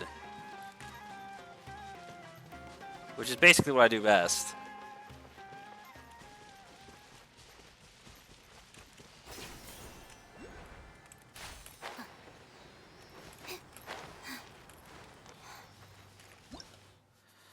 Small atmospheric vortex. Such local anomalous atmospheric conditions in the desert of Hadramaveth will obstruct your progress. It is said that the ancient Jinn had the power to quell such weather. Okay, so more stuff that I don't know what to do with. Great. You're really helping me, guides.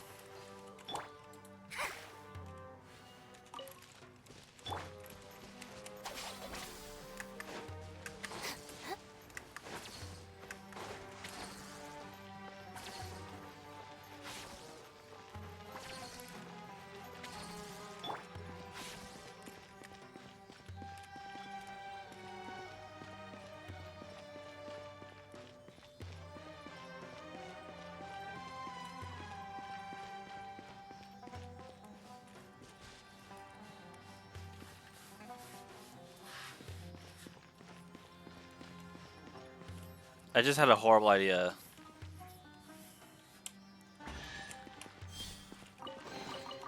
Why is there a chest here? I imagine the worst thing ever. A Selkie that that literally will take you through all of Teyvat.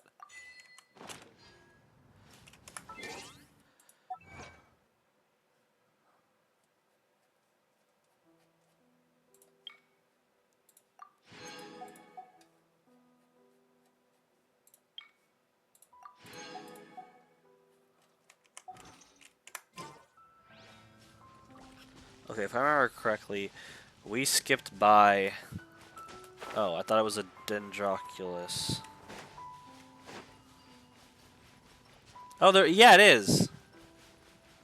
But I also want to mark this.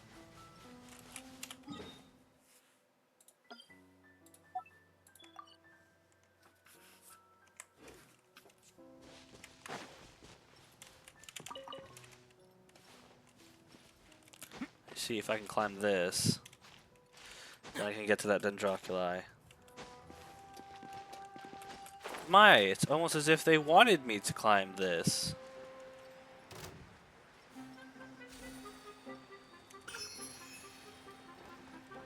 Okay, goodbye.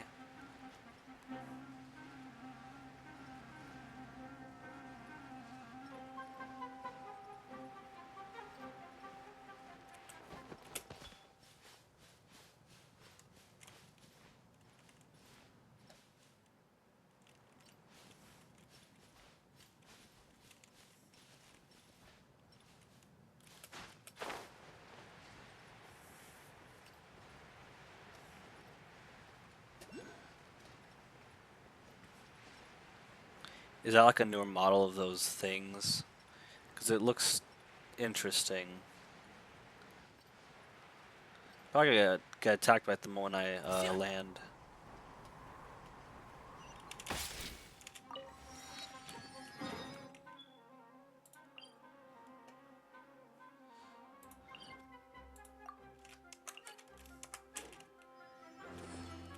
Oh, you're telling me there's a... Oh, no.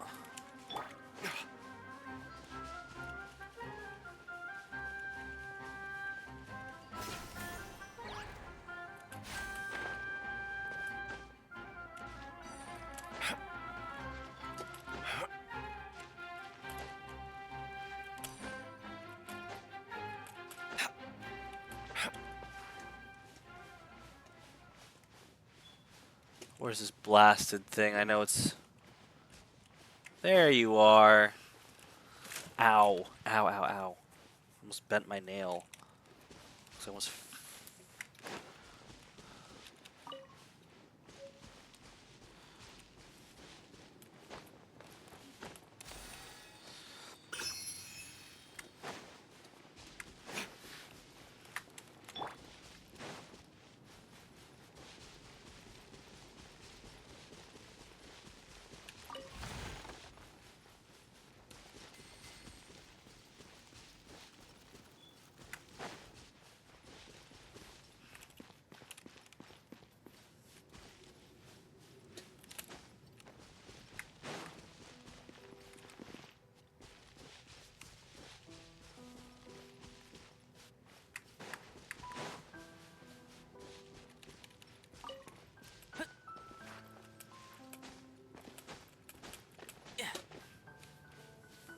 Oh, I see a dendroculi. I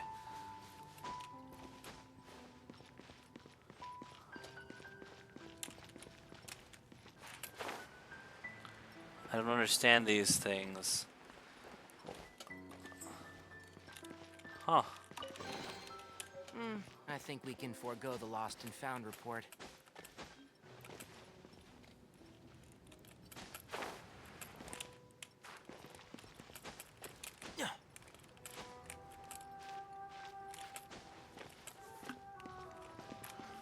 Oh, it's that they're trying to get me to grab.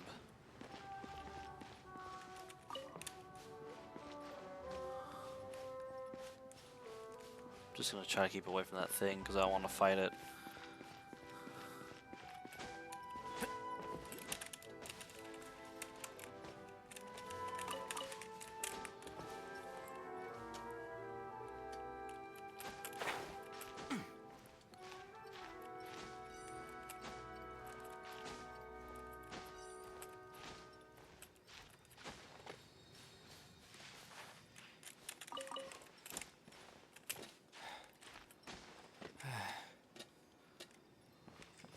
Oh, come on, you piece of crap.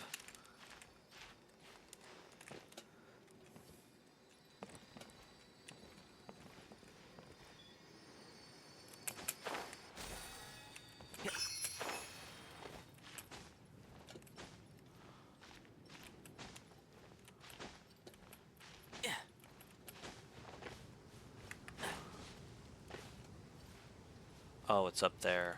Well, crumbs. Okay. I narrowly avoided that.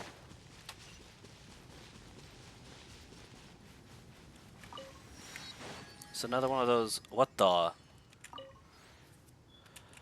What was that?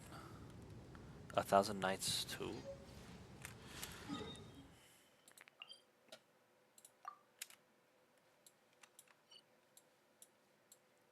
Okay, I've gotten all of those.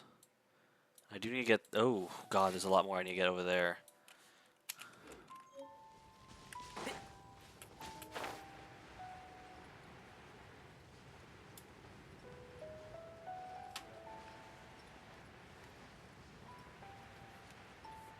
There's another shrine over there. Don't know if I'm going to be able to get to it.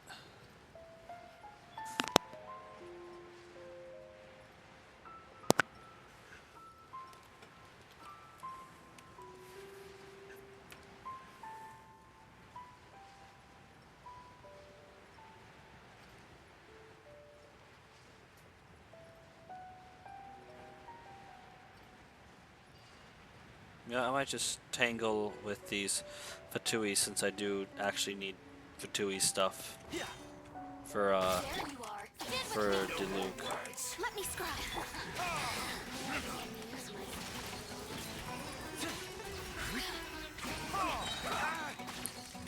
Verdict is...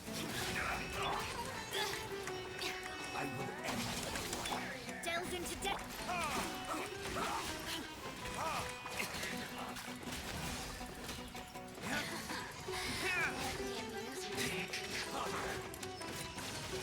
Let's end this quickly.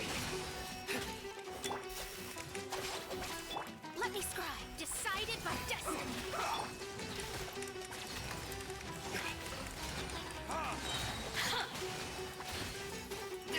Time for retribution.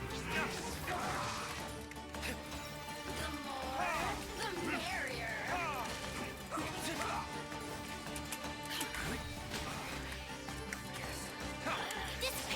Out of my way. Blink.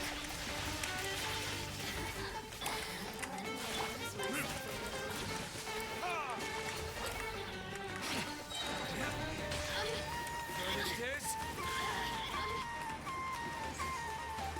Blink. The merrier.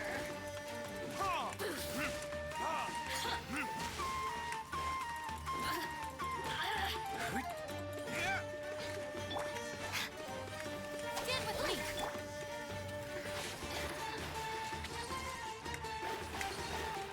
Shadows of fate.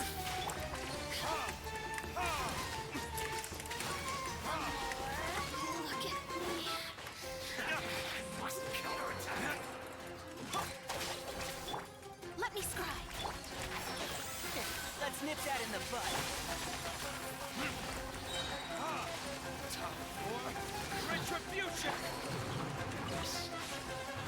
Death.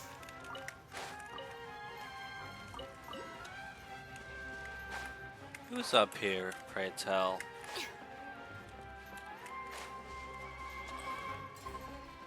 Really? One with the force.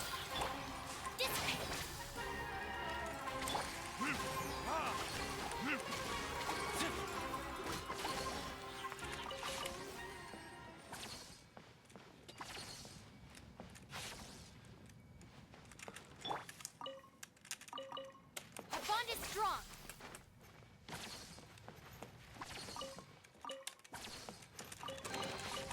Every little bit counts.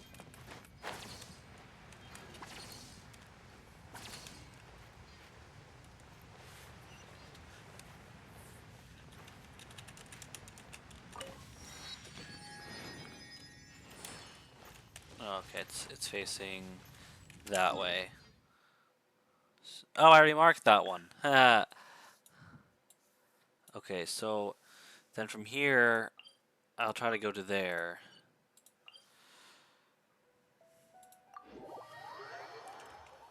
I know it's farther away, but it's higher up, I think.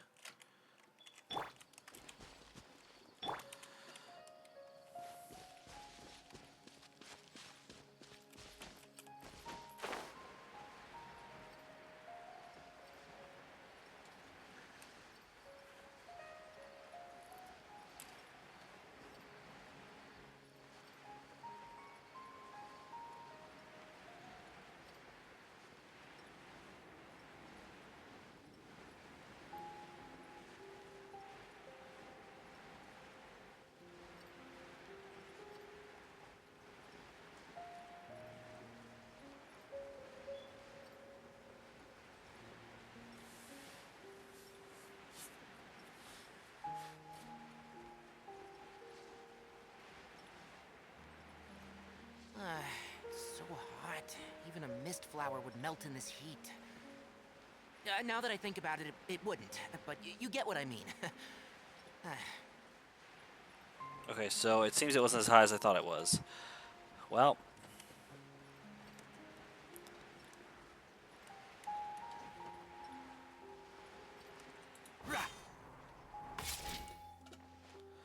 Let me rest up. Maybe if I can climb on the top of that thing.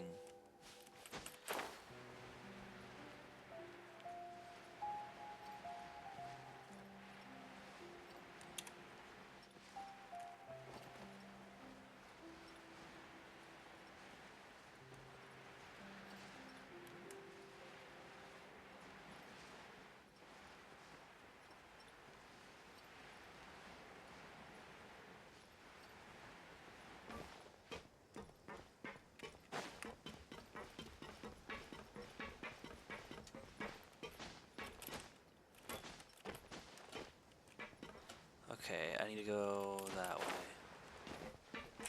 Let me rest a bit.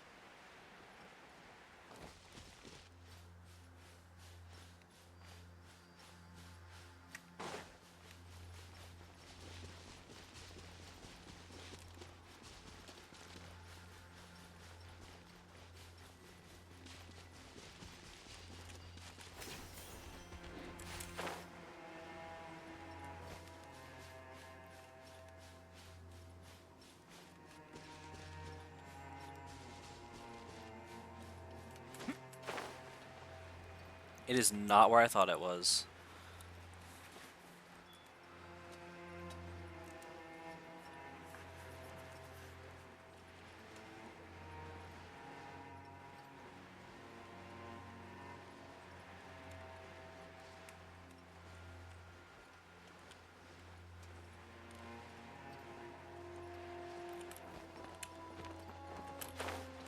Oh my.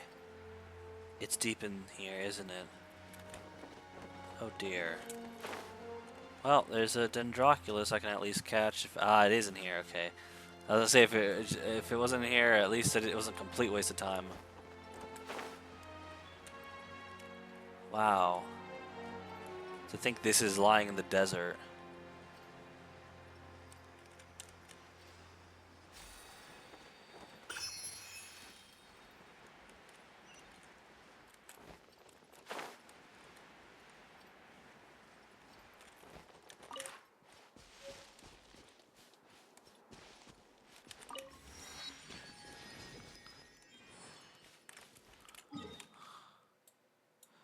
All I need to do is get that one. And to get there, I can go from here, I think.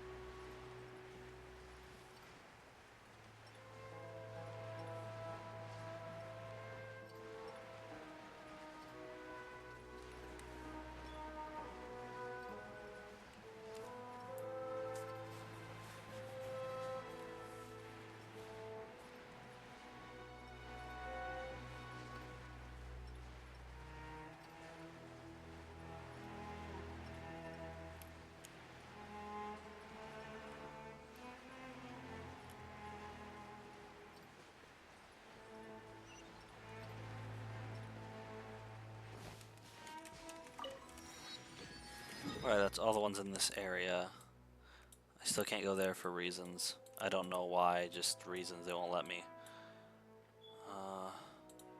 Wow, there's a lot of stuff around here that I haven't even looked into.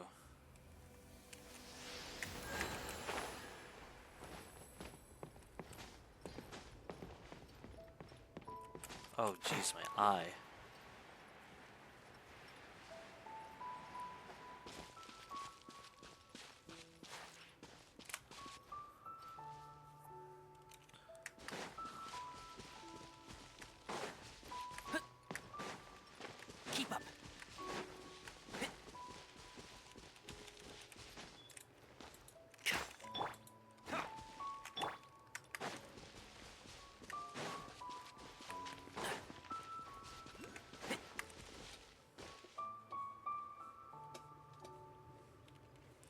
must be on top of there. I'm not gonna be able to get that. I know it's here somewhere. I bet it's inside of this trunk.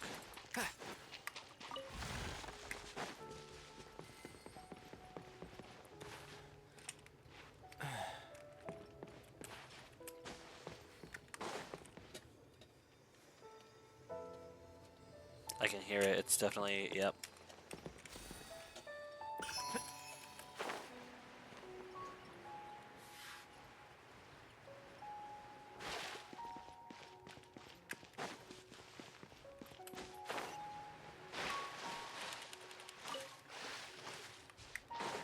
I wonder if there's a fishing spot in this area.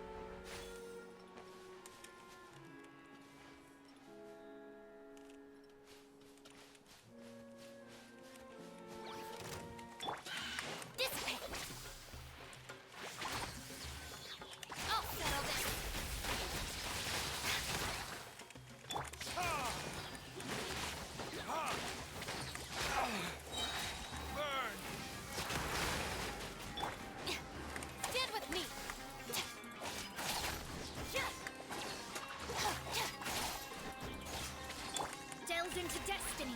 Fate is upon you.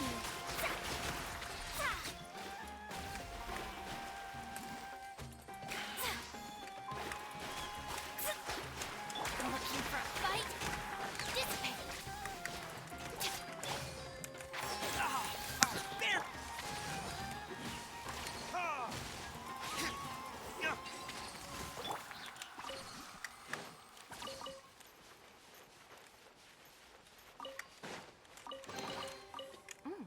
It's all yours. Is that a heart? Wait, is it just me or is that thing shaped like a heart? Whatever those fire things are. That's a heart. Bro, that is a heart. There's a little literal heart-shaped thing in the what the? I don't understand what's going on. But I do need to make it there, so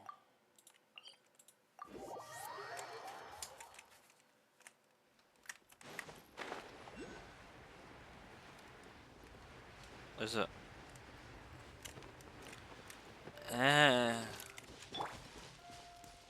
okay, so there, okay.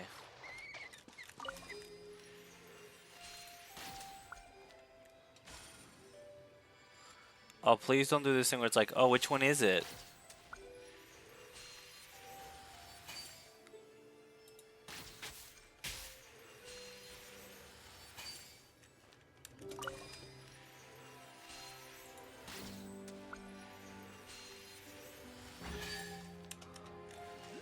Oh.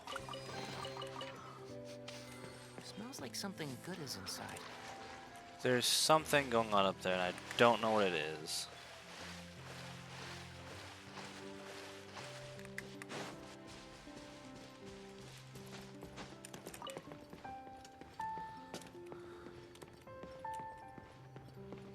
Don't know what these things are.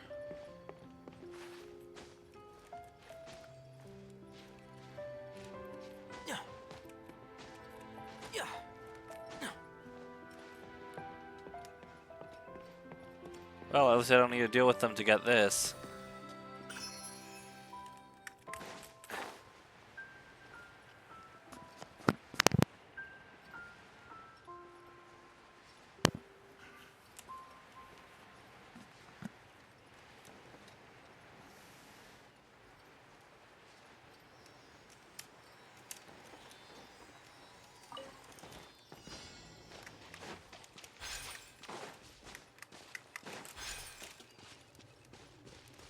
Where the heck did the third one go?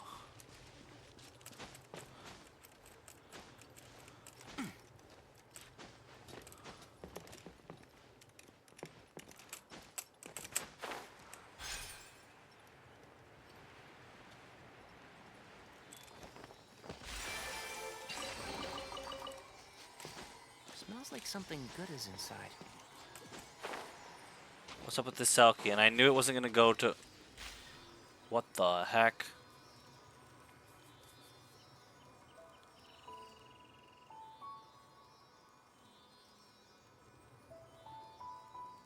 What is that over there? That green thing. Floaty, spinny green thing that's not a Dendroculi.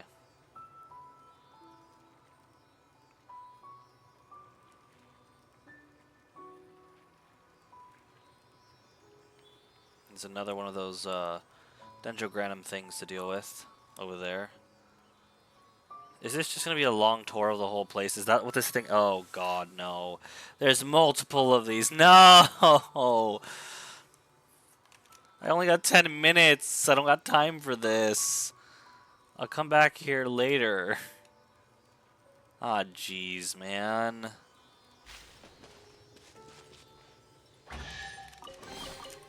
Why is there a chest here? Oh, dear. Oh, my... Oh, goodness. How am I supposed to... I hate this. I hate it here. I hate it here. How the heck am I supposed to get up there? I don't have what it takes for that. Stupid nonsense. I hate it.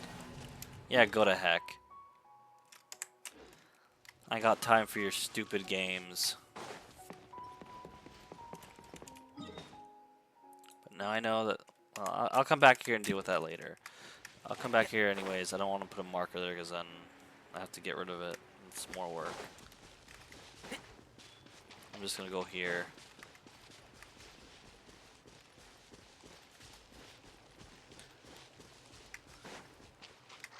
What the? Oh, more distractions. Yay. Are there any more?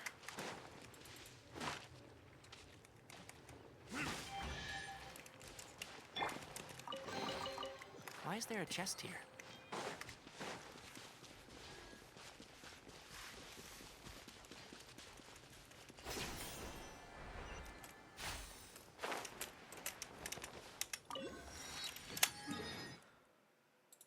I have to get that one next. Oh boy.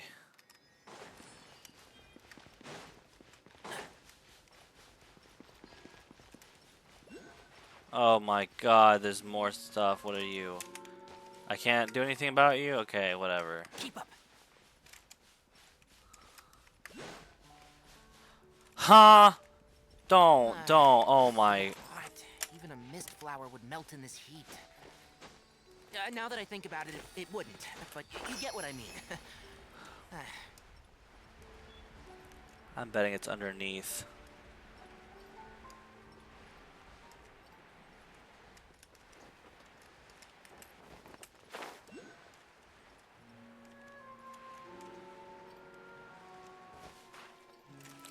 What the heck?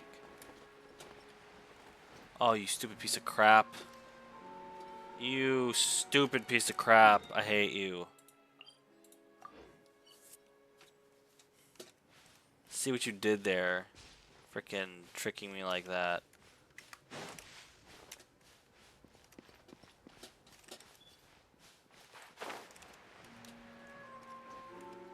Where are you? You cheeky little bastard.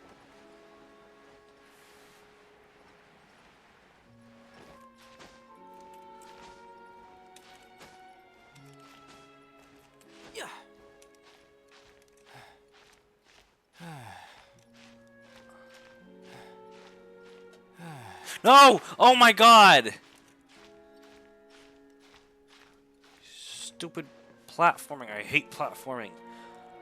Ugh.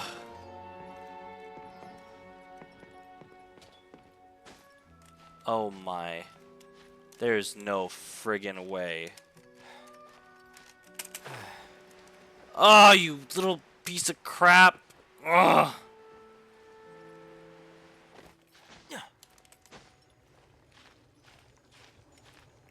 Oh no, don't do that to me.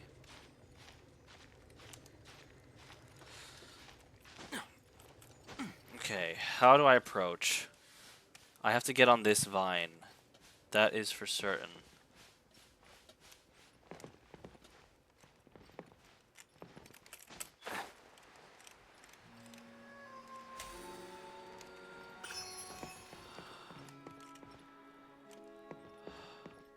Goodness gracious. And then I have to get up here and find a way back up.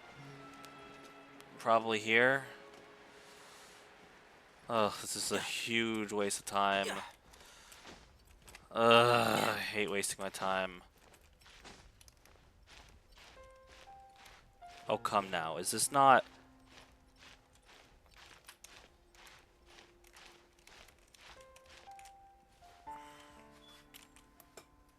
...5 minutes left just to reach this last one.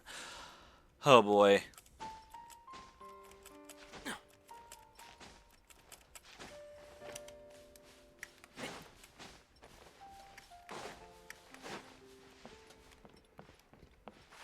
Keep up.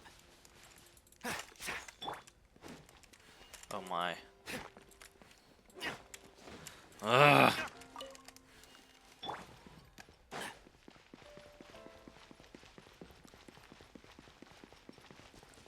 Just please tell me there's a way up and out of here. Yes, there is. I'm just gonna run through here. Don't mind me. Just doing my own thing.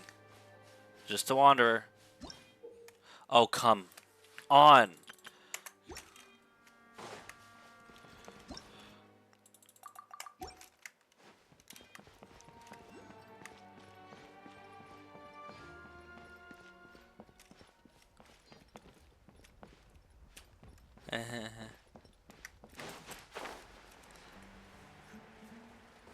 Keep up. Almost there. Oh wait, isn't there another one I have to... Oh, don't tell me there's another one. I bet there's another one. There is another one. Gosh darn it. Just when you think you're close.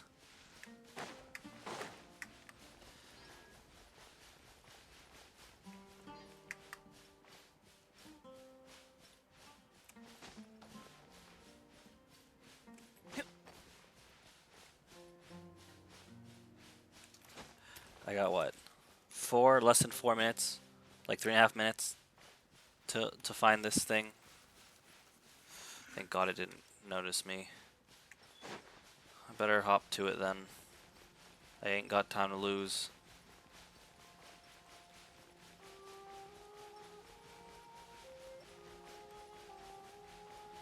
Watch it be underneath.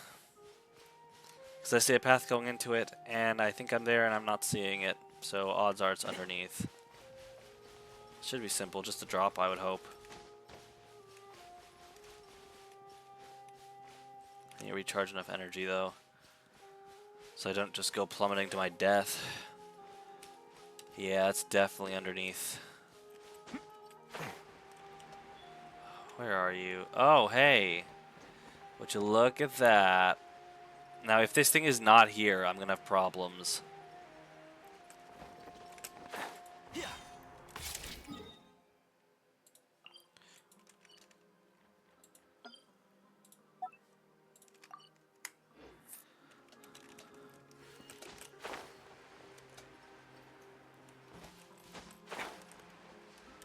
Is it in here?